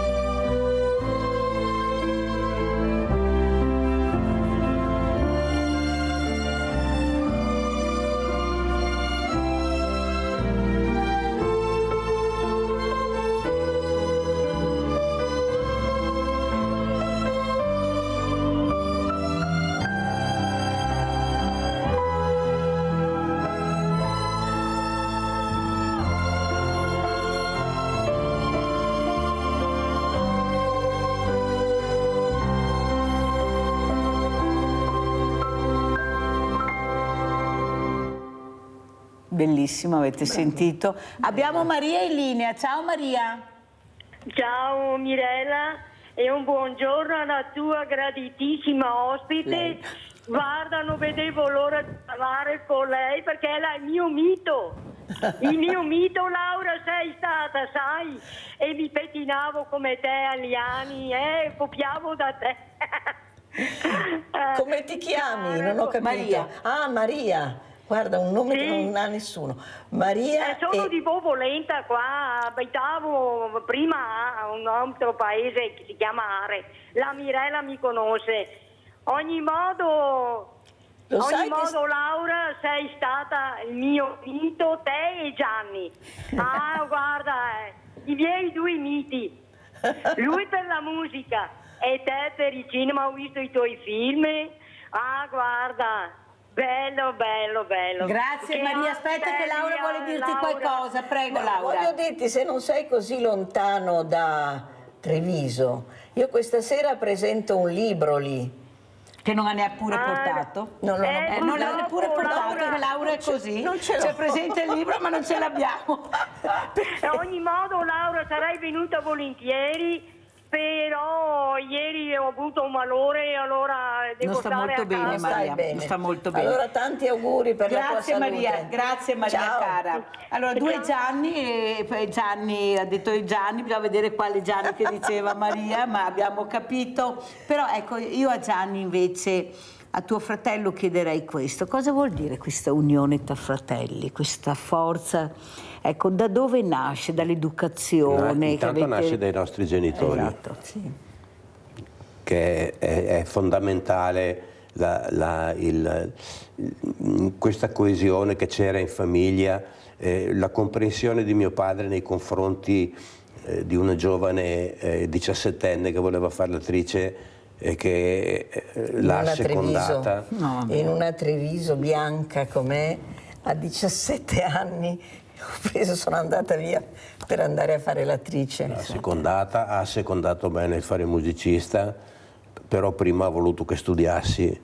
Cioè era autorevole, non autoritario, Era che autorevole, è diverso, era autorevole. Papà era un uomo di un'autorevolezza, di una cultura impressionante e ci insegnò a tutti e due con quale serietà bisogna affrontare il mestiere che scegli, che sia musicista, che sia l'attore, che sia... E soprattutto quello che giustamente dicevamo anche ieri, e dice prima però fate un po' di cultura, perché un musicista ignorante o un attore ignorante non funziona. Non funziona. Poi però avevo anche un'altra cosa, papà, che per me è stata fondamentale per essere poi madre di due figli. Lui mi ha dato dei castighi, però poi mi chiamava e mi spiegava perché mi aveva quando io ho preso, mi ricordo, un brutto voto, lui prima mi mette a scrivere 500 volte che col lavoro e con lo studio non si discute, poi però mi fa andare da lui e mi spiega che cos'è. E la spiegazione, il brutto è essere trattata come una non brava a scuola, ecco. Poi lui ti chiama e ti spiega che cosa vuol dire la cultura, che cosa vuol dire quella cosa che ti fa passare, che ti fa star male, per cui ti chiude in una stanza e scrivi 500 volte. Perché tu non puoi pensare di crescere senza la cultura. Tu sei venuta meno a qualche cosa di importante che nella nostra famiglia c'è, che è, allora, la mamma che cosa fa? Lavora, io lavoro, il nonno lavora, tutti lavorano. Qual è il tuo lavoro? Andare a scuola. Ecco, allora il lavoro fallo bene, perché è importante quello. Cioè, prima mi ha dato da fare... Il famoso bastone e carota. Bastone e carota. Sempre, non mi ha mai lasciato senza darmi spiegazioni di qualche cosa. Il perché no, il perché sì. E una volta che lui si è sbagliato, perché io ero andata a una festina e lui ha spinto un bottone di quella casa perché veniva a prendermi, ha sbagliato, e poi ci siamo sentiti al telefono e poi è tornato a prendermi, poi mi ha sgridata e io continuavo a dirmi: ma la colpa è tua papà, perché non avevi capito che dovevi schiacciare l'altro bottone. Sono andata via piangendo, sono andata in camera. La mattina dopo lui è venuto e mi ha detto: ti devo chiedere scusa perché ho sbagliato io. Hai capito? Nessun genitore lo fa. Mamma mia.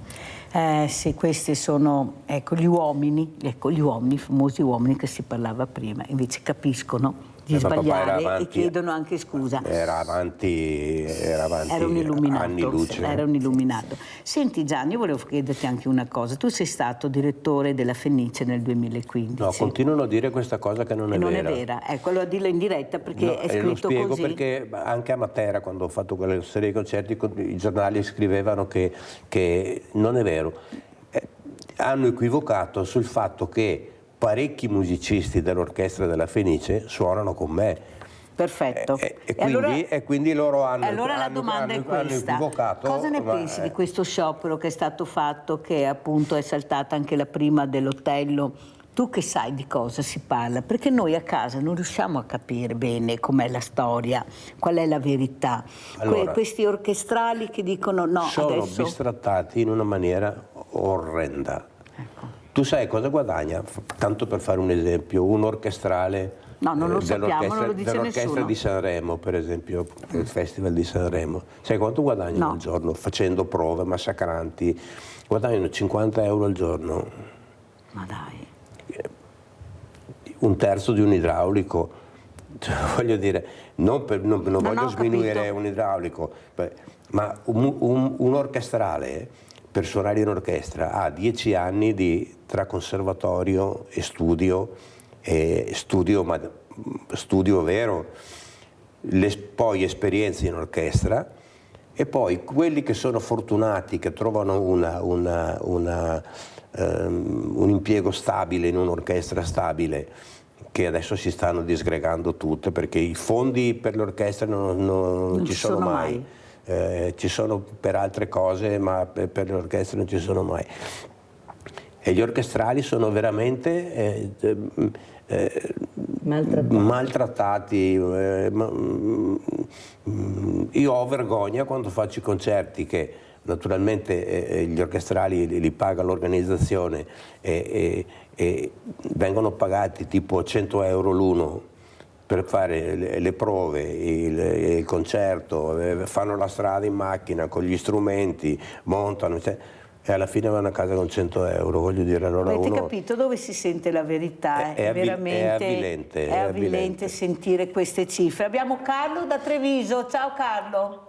Buongiorno Mirella, buongiorno ai carissimi ospiti, che sono uno tra gli orgogli della città di Treviso, per quello che fanno e per la loro storia.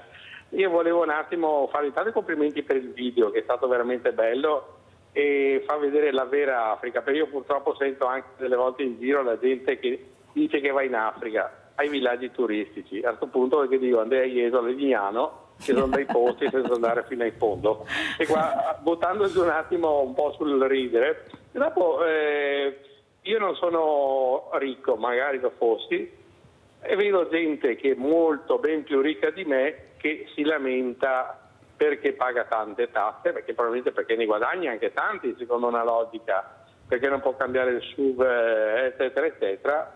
Gli farebbe bene farsi un giretto da quelle parti e riflettere. Dopo volevo dire un'altra cosa, è dell'ipocrisia dei nostri cari bianchi, mi metto dentro anch'io. Prima li hanno sfruttati e tuttora li sfruttano, soprattutto la Francia, senza contare quello che succede, perché noi cambiamo i cellulari come cambiare le magliette, dietro i cellulari grondano di sangue, perché la guerra adesso non mi ricordo la nazione, in Ruanda, tra le cause ci fu quello, perché c'era un materiale, che adesso non ricordo il nome, con cui fanno i chip per i cellulari, mandano i bambini, sfruttano i bambini a lavorare, esatto, e noi allegramente cambiamo. C'è la gente che qualche giorno fa sono andato a una catena, c'era una ragazza bellamente, spendeva 1.500 euro per lo smartphone, beata lei, comunque. Quindi c'è questa ipocrisia, prima li abbiamo rapinati, continuano e dopo però ci facciamo belli perché gli mandiamo gli aiuti, siamo solidali, eccetera, eccetera. E sarebbe giusto, e concludo, come giustamente ricordiamo tutti gli stermini, gli ebrei, gli armeni, un giorno della memoria anche per questi poveri africani, che sono morti milioni e nessuno se ne è mai ricordato. Io so di gente che è andata lì a vedere da dove partivano, gli è venuta la pelle d'oca e anche qualche lacrima.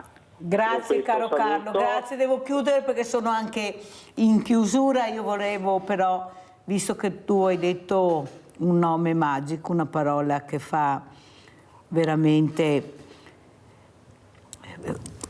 toccare le corde a Gianni e a Laura, armeni. Ecco, io ne ho parlato con te Gianni, il tuo rammarico, ecco, la tua proprio depressione nel non sentire quello che si dovrebbe sentire, quel racconto vero, prego, di questo popolo. Hanno parlato di genocidi in questo periodo di tutti i tipi, l'Armenia non è mai stata sfiorata ed è stato uno dei più grandi, il secondo più grande genocidio dopo la Shoah. E che ancora continua, per chi non lo sapesse, ancora sta continuando una sorta di nella zona Vedi del che non a Karabakh. caso è arrivata la telefonata? di Carlo. C'è ancora guerriglia tra gli azeri, cercano sempre di mangiare terreno agli armeni, è impressionante. Molti si sono scandalizzati, ma invece io gli do ragione. Il presidente armeno vigente a un certo punto ha trovato che gli azeri hanno detto: ma noi anticamente eravamo padroni di quelle 4 città lì e adesso vorremmo ritornare in possesso di quelle. E logicamente loro avrebbero usato subito le armi, perché gli azeri subito vanno via di pallottole. E gli armeni più vecchi, sono orgogliosi anche di quel poco che è rimasto, quindi hanno detto: no, non ci potete portare via anche quelle quattro città. Però il presidente ha detto: portare via quelle 4 città ci costerà una marea di morti, le regaliamo. E hanno regalato 4 città agli azeri, che quindi non hanno più potuto fare niente, per salvarsi. Un giorno o l'altro non avranno più lo spazio per vivere loro, e forse ci sarà un esodo biblico di armeni che verranno un po' dappertutto, perché li vogliono mandare via, o li vogliono uccidere, o li vogliono depredare. Loro sono un popolo che veramente è sempre stato depredato, non trovo un'altra parola, anche dagli antichi romani, perché è da allora sempre, e loro sempre invece risorgono e diventano quelli che sono, perché prima del grande genocidio pensa che di 18 banche che stavano che era anche, comprendeva anche Istanbul, comprendeva tutto. Di 18 banche, 16 erano di armeni. Ma se loro sono più intelligenti e più bravi, non è che possiamo ucciderli tutti. E invece i giovani turchi, che erano dei nazisti, dei giovani pazzi di origine nazista proprio, hanno pensato bene che bisognava ucciderli tutti, perché così, dice, abbiamo tutto un bello spazio, tutto per noi. E dobbiamo sconfinare finché vogliamo. Abbiamo la grande, come si chiama? Beh, insomma, e loro davano fastidio. Allora, io so che tu volevi farmi una sorpresa. Sì. Ecco, allora però io vorrei, se gentilmente Gianni Efrica lascia il posto a un altro Efrica per un saluto veloce, però so che ti fa piacere. Aspetta che togliamo il microfono, vieni giovanotto, perché il futuro è nelle loro mani, vieni a dare un saluto veloce, ecco, perché è importante quello che ha detto Laura, eccolo qua. Questo bellissimo giovanotto, questo Efrican, basta che lo tieni in mano il microfono, eccolo qua, eccolo, guardatelo, largo i giovani, guardate, largo i giovani.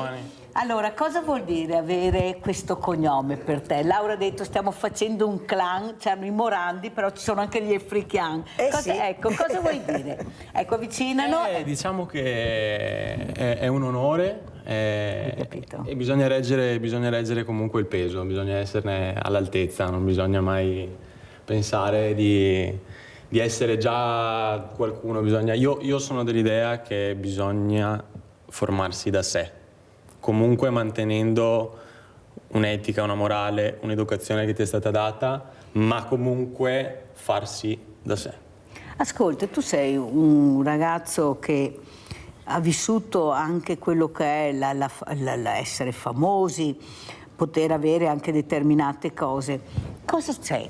Io vorrei parlare a quei ragazzi, che sono anche pochi a mio avviso, che stanno distruggendo quello che è invece il bene comune, la comunità, per una scarpa firmata, per un giubbotto, arrivano a picchiare i genitori, i nonni, dietro l'angolo hai paura, ecco questa paura che abbiamo di uscire perché ci sono questi ragazzi. Cosa vorresti dire a questi ragazzi? A persone, perché io vorrei parlare di persone, non dividere sempre uomo o donna, no, alle persone, a queste giovani persone, cosa vorresti dire?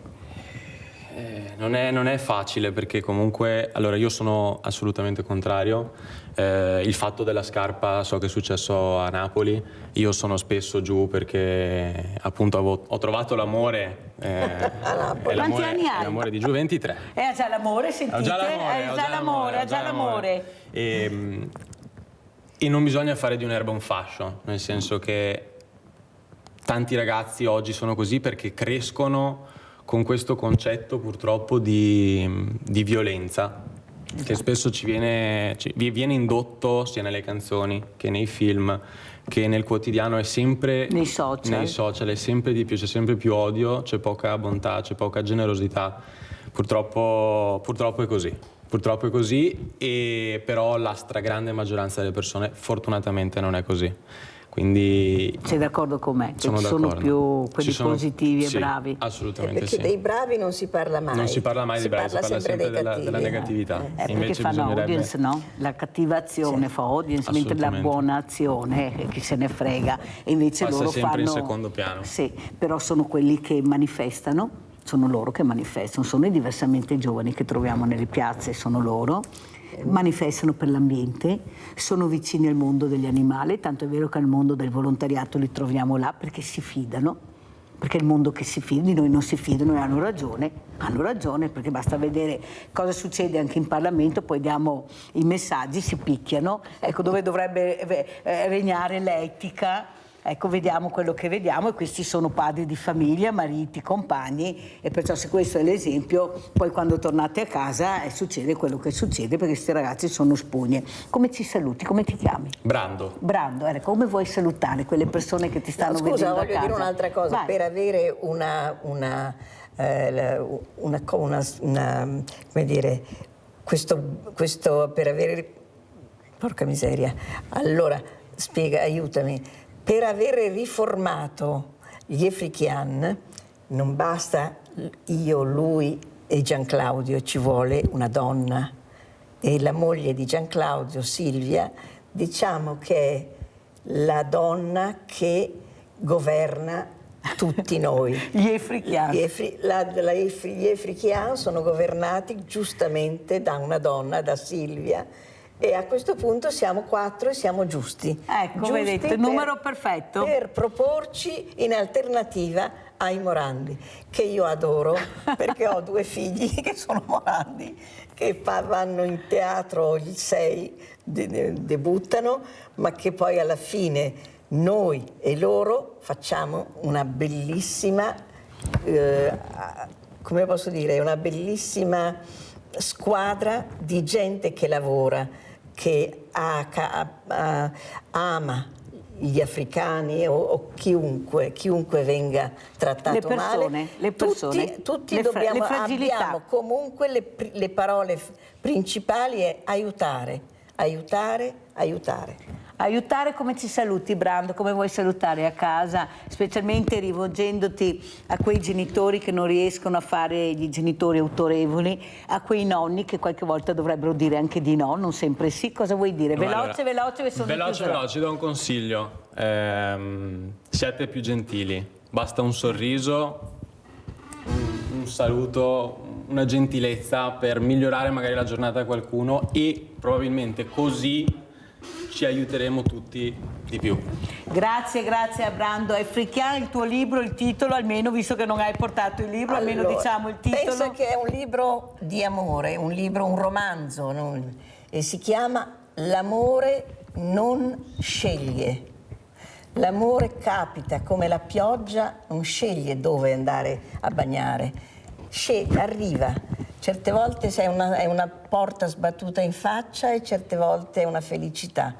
Però lui arriva all'amore e fa anche dei disastri. Grazie a Laura Efrikian, grazie a Gianni Efrikian, grazie a Brando Efrikian, li abbiamo nominati, grazie anche al presidente, al professore Giovanni Mazzoleni che è stato con noi a salutarci e grazie a questa grande famiglia, a queste donne che hanno fatto grande anche questo nome e avete sentito anche a casa, è un bel ricordo che hanno soprattutto di te, sei stata il mio esempio perché è stata un bel esempio, un buon esempio. Grazie, pubblicità.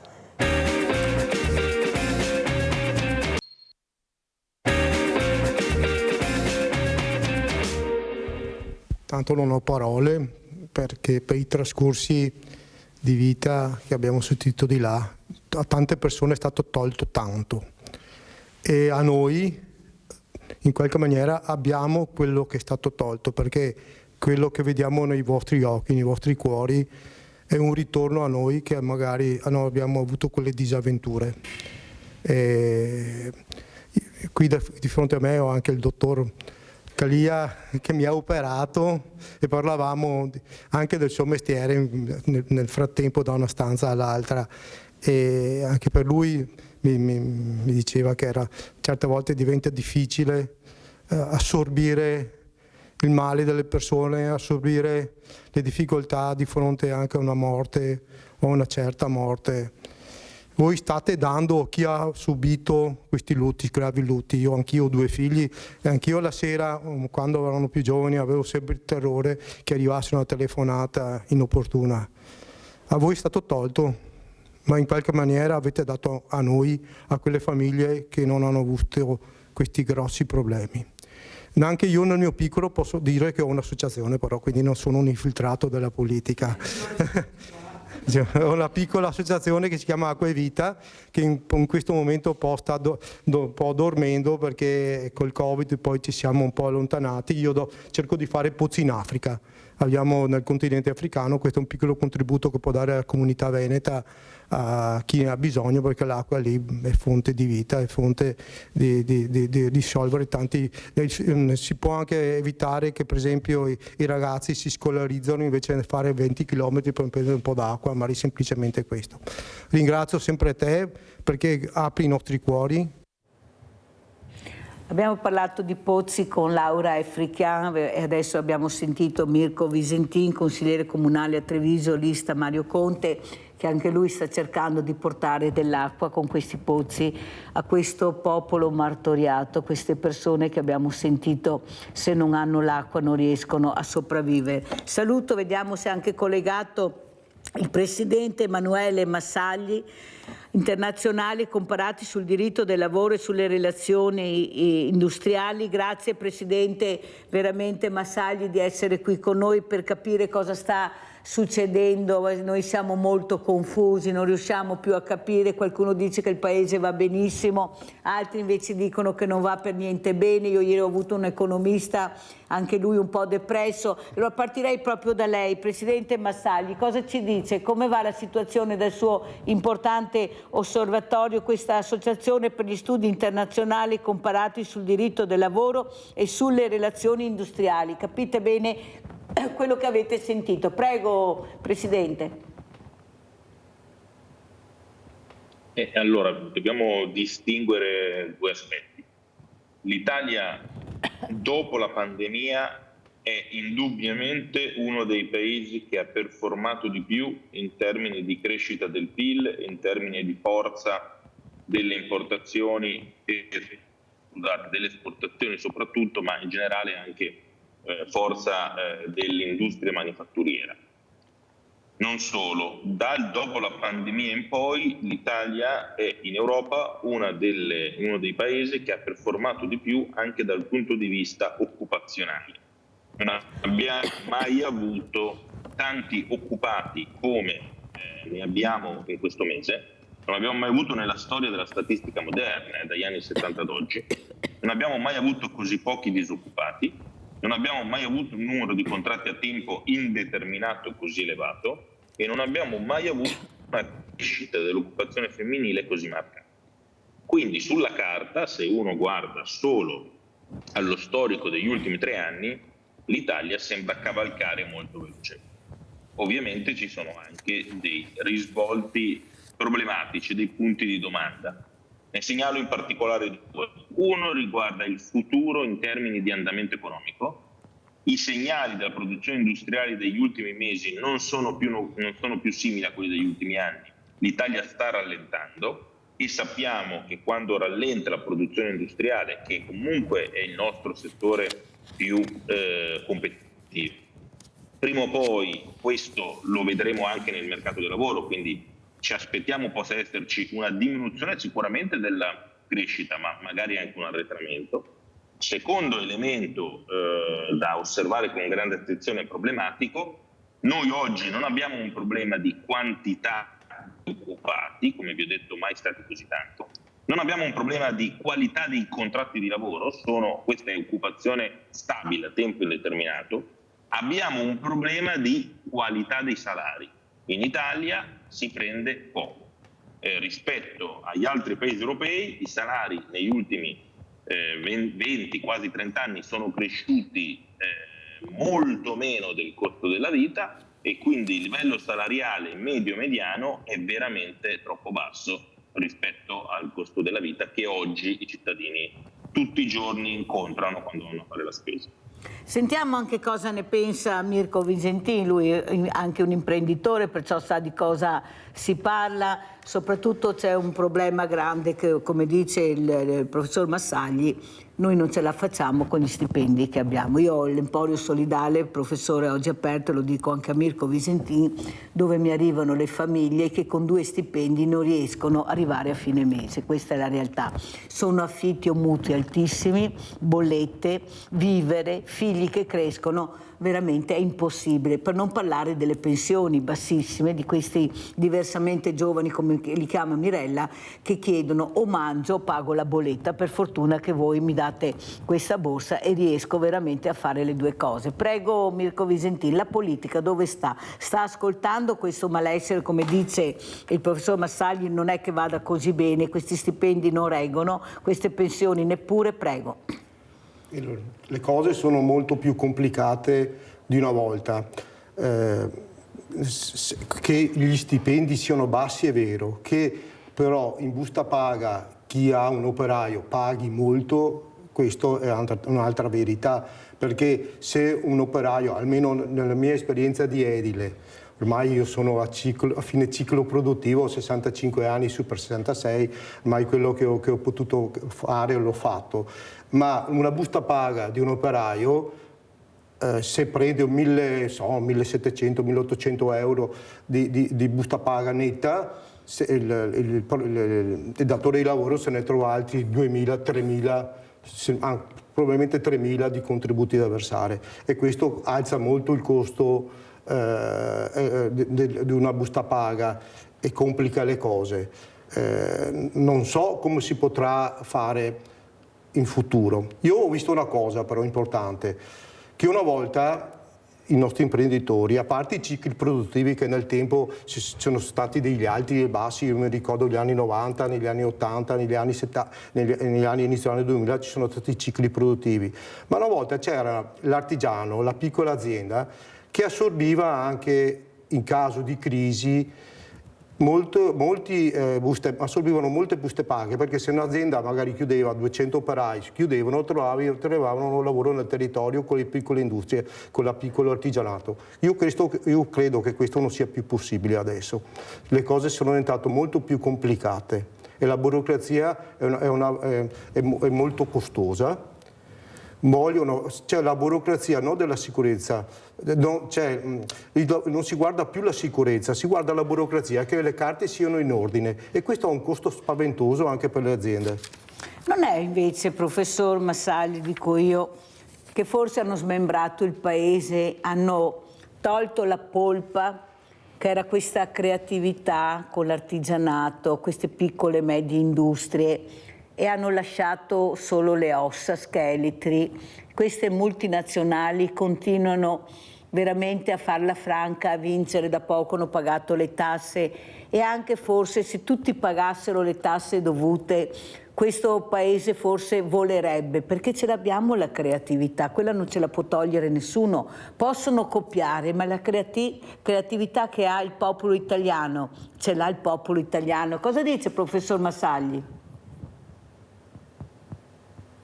C'è stata una fase della storia economica del nostro paese dove probabilmente si è pensato di poter affermare anche in Italia un modello di macro grandissima impresa diffusa, ed è stata la fase, diciamo, del periodo post 68, quando per un decennio si è immaginato di poter affermare un modello non italiano. Questo modello non si è mai diffuso nel nostro paese, il nostro è rimasto un paese che ha potuto competere proprio grazie alla fantasia, alla versatilità, alla velocità della piccola impresa. E questo oggi in realtà sarebbe un fattore di vantaggio, perché l'economia di oggi non è più contraddistinta dalla grandissima dimensione, ma dalla velocità. Come dice qualche volta Murdoch, l'immagine è molto efficace, nell'economia di oggi non è più il pesce grande che mangia il pesce piccolo, ma il pesce veloce che mangia sia il grande che il piccolo. E quando un'azienda è creativa e fantasiosa e dinamica è sempre più veloce. Quindi in un certo senso noi entriamo in un'economia che è a dimensione artigiana, se si riesce a cogliere l'occasione. Non è un caso che la Confartigianato, per esempio, stia utilizzando il termine IA come l'intelligenza artificiale, ridefinendolo intelligenza artigiana, come a dire che nel tempo della IA, intelligenza artificiale, serve molta IA, cioè intelligenza artigiana. È efficace questo.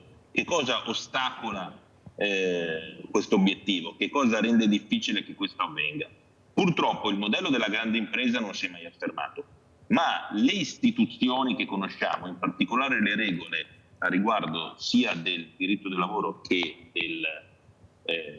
dell'ambito fiscale, sono state costruite proprio in quel decennio lì, nel decennio del tentativo della grande impresa, cioè negli anni 70, e purtroppo sono rimaste così. Quindi noi abbiamo delle regole che non sono tarate sul nostro sistema industriale di medio e piccola impresa, e questo finisce per rallentarci. Però, professor Massagli, il governo, se vuole, supera la burocrazia. Noi l'abbiamo visto col ponte Morandi, questo ponte che è stato fatto in pochissimo tempo perché si è capito che c'era qualcosa da sburocratizzare, ma di agire e di fare. Perché non si fa anche questo per i problemi reali del Paese? Si mette avanti sempre la parola burocrazia, professor Massagli? Aspettate che mi devo spostare all'università. All'università. In realtà anche quello che è successo durante il ponte Morandi non è stato così sburocratizzato come si pensa. Purtroppo la burocrazia è una forma di difesa, che la pubblica amministrazione segue per tutelarsi da ogni possibile contestazione. Quindi la burocrazia, ahimè, è una modalità con cui si difende la firma dei politici e dei dirigenti pubblici che devono prendere le decisioni. Noi non riusciamo a uscire da questo meccanismo, anche perché siamo un paese dove ogni decisione viene contestata e c'è sempre qualcuno a cui non va bene che ricorre al giudice, usando la legge quindi per affermare non tanto dei diritti per tutti, ma per provare a portare acqua al proprio mulino. Vedete che bravo che è il professor Massagli, che si sposta con la nuova tecnologia come fosse niente. Avete visto che bravo è? Ogni tanto ci capita anche qualcuno bravo con la nuova tecnologia e non perdiamo il contatto. Allora Mirko Visentin, come commenta le parole del professor Massagli, che ha le idee chiare anche su quello che si potrebbe fare? Possiamo farcela, basta partire, però non parlare, bisogna agire. Prego. No, ha parlato benissimo, capisco, perché queste cose le ho subite anch'io. La burocrazia non difende più i cittadini, chi imprende, la burocrazia difende anche se stessa alla fine. I stessi politici sono schiavi della burocrazia, perché anche noi, come io sento un consigliere comunale, vedo la difficoltà all'interno dell'amministrazione di ottenere degli obiettivi. Quando la burocrazia mette le mani davanti, il sindaco non può fare niente. Siamo addirittura spaventati dalla burocrazia, che per esempio io devo farmi ogni anno un'assicurazione per eventuali danni erariali che posso commettere nei confronti dell'amministrazione comunale. Cioè, siamo spaventati dalla burocrazia, abbiamo le mani legate sia come amministratori sia anche come imprenditori, a mio parere. Le cose dovrebbero essere semplificate, probabilmente è una cosa che nasce negli anni 70, come ha detto il professore, e da lì si è sempre propagata e ha sempre complicato qualsiasi cosa. Professore, il mondo del lavoro, i giovani, questi giovani che molti vanno all'estero ma non ritornano anche più, è inutile che ce la raccontano. Ieri ho letto dei dati appunto anche con l'economista e sono dati reali di questo fuggi perché qui non trovano veramente quella che è la loro dignità anche dopo aver studiato, che è un lavoro pagato nella maniera corretta e soprattutto anche una visione diversa di aprirsi al mondo. Ecco, come vede questi giovani? Lei è anche un insegnante, professore, cosa potremmo fare per trattenerli, perché non se ne vadano all'estero? Perché pochi ritornano dopo, qualcuno sì, ma pochi. Prego. Bisognerebbe innanzitutto comprendere che è una generazione diversa da quella dei loro padri e forse anche da quella dei loro fratelli maggiori, che ha delle peculiarità particolari determinate da tanti fattori educativi che riguardano gli adulti, ma anche di contesto, che riguardano la tecnologia, riguardano il mondo delle media che loro incontrano tutti i giorni, e guardate che questi sono elementi che hanno degli impatti educativi molto rilevanti, perché non educa solo la famiglia, non educa solo la scuola, ma educa molto anche il contesto in cui uno è inserito. E un elemento particolarissimo di questa generazione è, rispetto a quelle precedenti, una certa insicurezza, una fatica nel fare fatica, anche una non ansia nel centrare l'obiettivo, nel capire qual è l'obiettivo della propria vita. E questo lo si osserva molto se si ha modo di incrociare nei contesti scolastici universitari o anche durante i colloqui di lavoro i giovani, e si vede un modo di approcciare al tema del lavoro, al valore del lavoro, al significato del lavoro totalmente diverso rispetto a quello che si osservava solo qualche anno fa. Allora qui uno deve scegliere da che parte andare. Se andare nella parte verso la strada del replicare il mondo vecchio e quindi giudicare i giovani di oggi con le categorie con cui giudicavano i loro padri, e quindi sostanzialmente lasciarli ai margini del mondo del lavoro, delle scelte, perché non ragionano più in questo modo, o se invece provare a ragionare in modi diversi da quello che si osservava nel passato e quindi comprendere che la modalità con cui approcciarsi a loro deve essere necessariamente diversa di quella con cui ci approcciava la generazione precedente. Come vedi il governo Meloni? Velocissimo, professore, perché devo anche chiudere e salutare anche Mirko Visentin, per le politiche appunto del lavoro, sui diritti del lavoro e sulle relazioni industriali. Allora, io vedo un governo che in questo momento, quantomeno a livello internazionale, è piuttosto stimato, e questo è un elemento di forza. E tra l'altro in un periodo come quello attuale, che è di grande instabilità, pensate al cambiamento di governo che si è appena avuto negli Stati Uniti e che diventerà operativo tra qualche mese, pensate a quello che sta succedendo al governo francese o alla crisi industriale inedita della Germania, quindi del mondo tedesco. L'Italia insieme alla Francia e alla Germania resta il principale paese e motore europeo. L'Italia in questo momento ha una continuità che certamente è un elemento di forza anche economico. Sullo specifico del mercato del lavoro però mancano un po' le idee, cioè attualmente questo è un governo che sta gestendo la quotidianità, probabilmente gli manca un po' di visione del futuro, cioè capire come sarà il mercato del lavoro del futuro per non continuare a comportarsi solo in reazione, ma provando a guidare i grandi cambiamenti. Grazie, salutiamo veramente Emanuele Massagli, Presidente Associazione per gli Studi Internazionali Comparati sul diritto del lavoro e sulle relazioni industriali. Grazie professore, spero di averla ospite ancora con un po' di più tempo, veramente grazie, buona giornata e buone veramente feste di Natale professor Massagli, che ringrazio sempre. Arrivederci. Grazie, professor Visentin, abbiamo anche il professore, in politica è professore anche lui, perché qua bisogna premiare anche chi ci crede in politica e farli andare avanti, perché sono persone per bene. Ecco, come commenta le parole del professor Massagli sui giovani? Ecco, e cosa si potrebbe fare per aiutarli con queste politiche del lavoro? Perché giustamente il professor Massagli ha detto adesso bisogna agire. Allora, i giovani devono capire probabilmente lo fanno, ma parlano un linguaggio diverso dal nostro, parlo anche dei miei figli, vedo che parlano un linguaggio diverso. Devono impegnarsi, devono far fatica, devono sapere che le cose non arrivano perché i propri genitori, perché chi era nel territorio ha prodotto qualcosa, ma devono produrre loro qualcosa e per produrre bisogna impegnarsi. E spesse volte non c'è l'impegno, c'è la tendenza a essere un po' schiavi del benessere e usare quello che si ha, invece devono produrre loro qualcosa di nuovo. Noi non siamo più, io almeno non ho più quelle idee che adesso che ci sono, che sono prodotte da internet, sono prodotte da tante cose che a me sono sconosciute. Loro devono impegnarsi, credo che l'impegno, quello che è una cosa che ci renda comuni con le generazioni passate, era l'impegno. In Veneto si è creato perché ci siamo tanto impegnati, tanto. E quindi loro si devono impegnare su cose nuove che io non conosco, che probabilmente.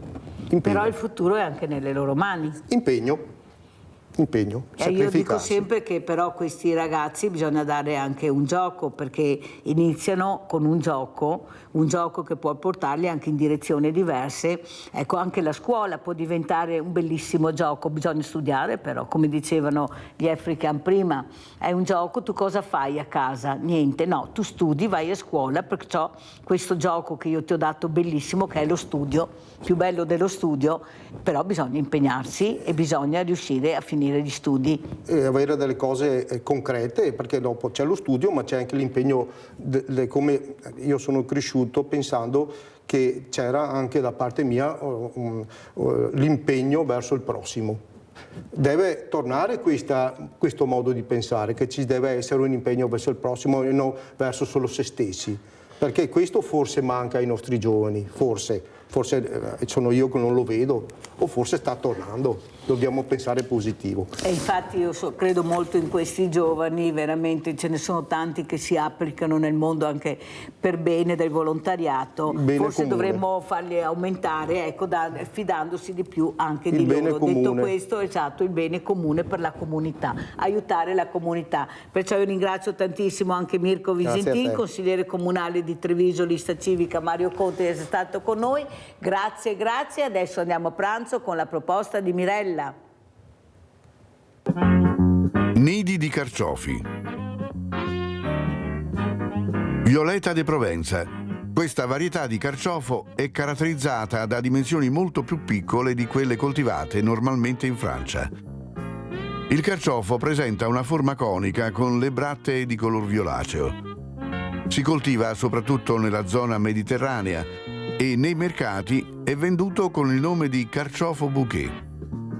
Può essere consumato crudo quando ancora non ha raggiunto il completo stadio di accrescimento, condito con olio e aceto oppure cucinato.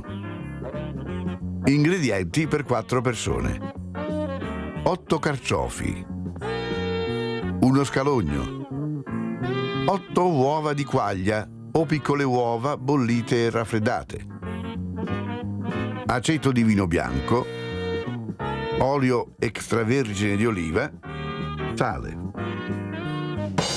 Pulite i carciofi, eliminando le foglie più dure e tagliateli in orizzontale a circa la metà del carciofo.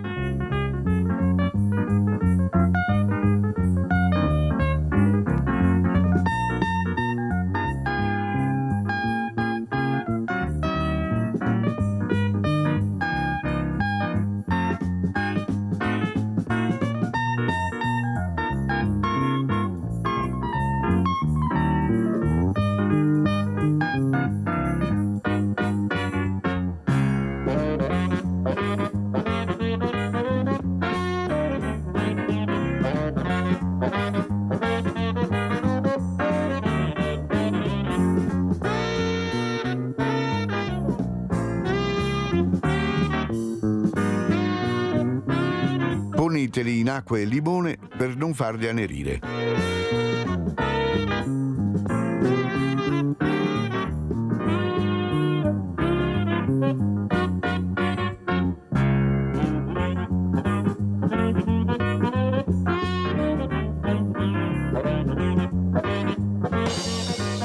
In una pentola con acqua salata cuocete lo scalogno tagliato a fette con l'aceto e un pizzico di sale.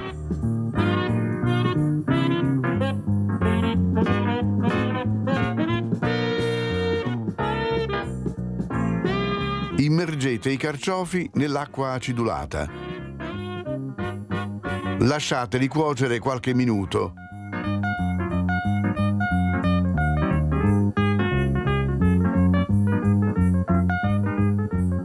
Scolateli con lo scalogno.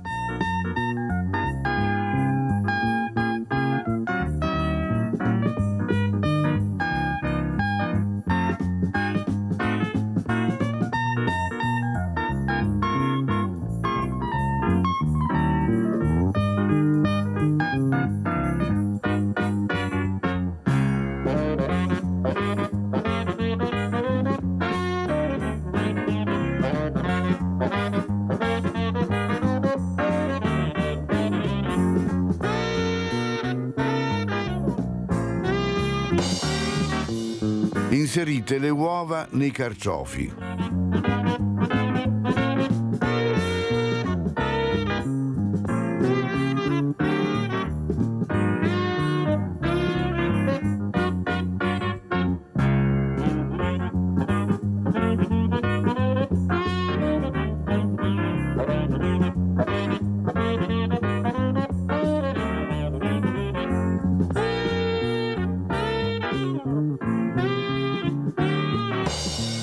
Disponeteli nel piatto da portata su un letto di insalata.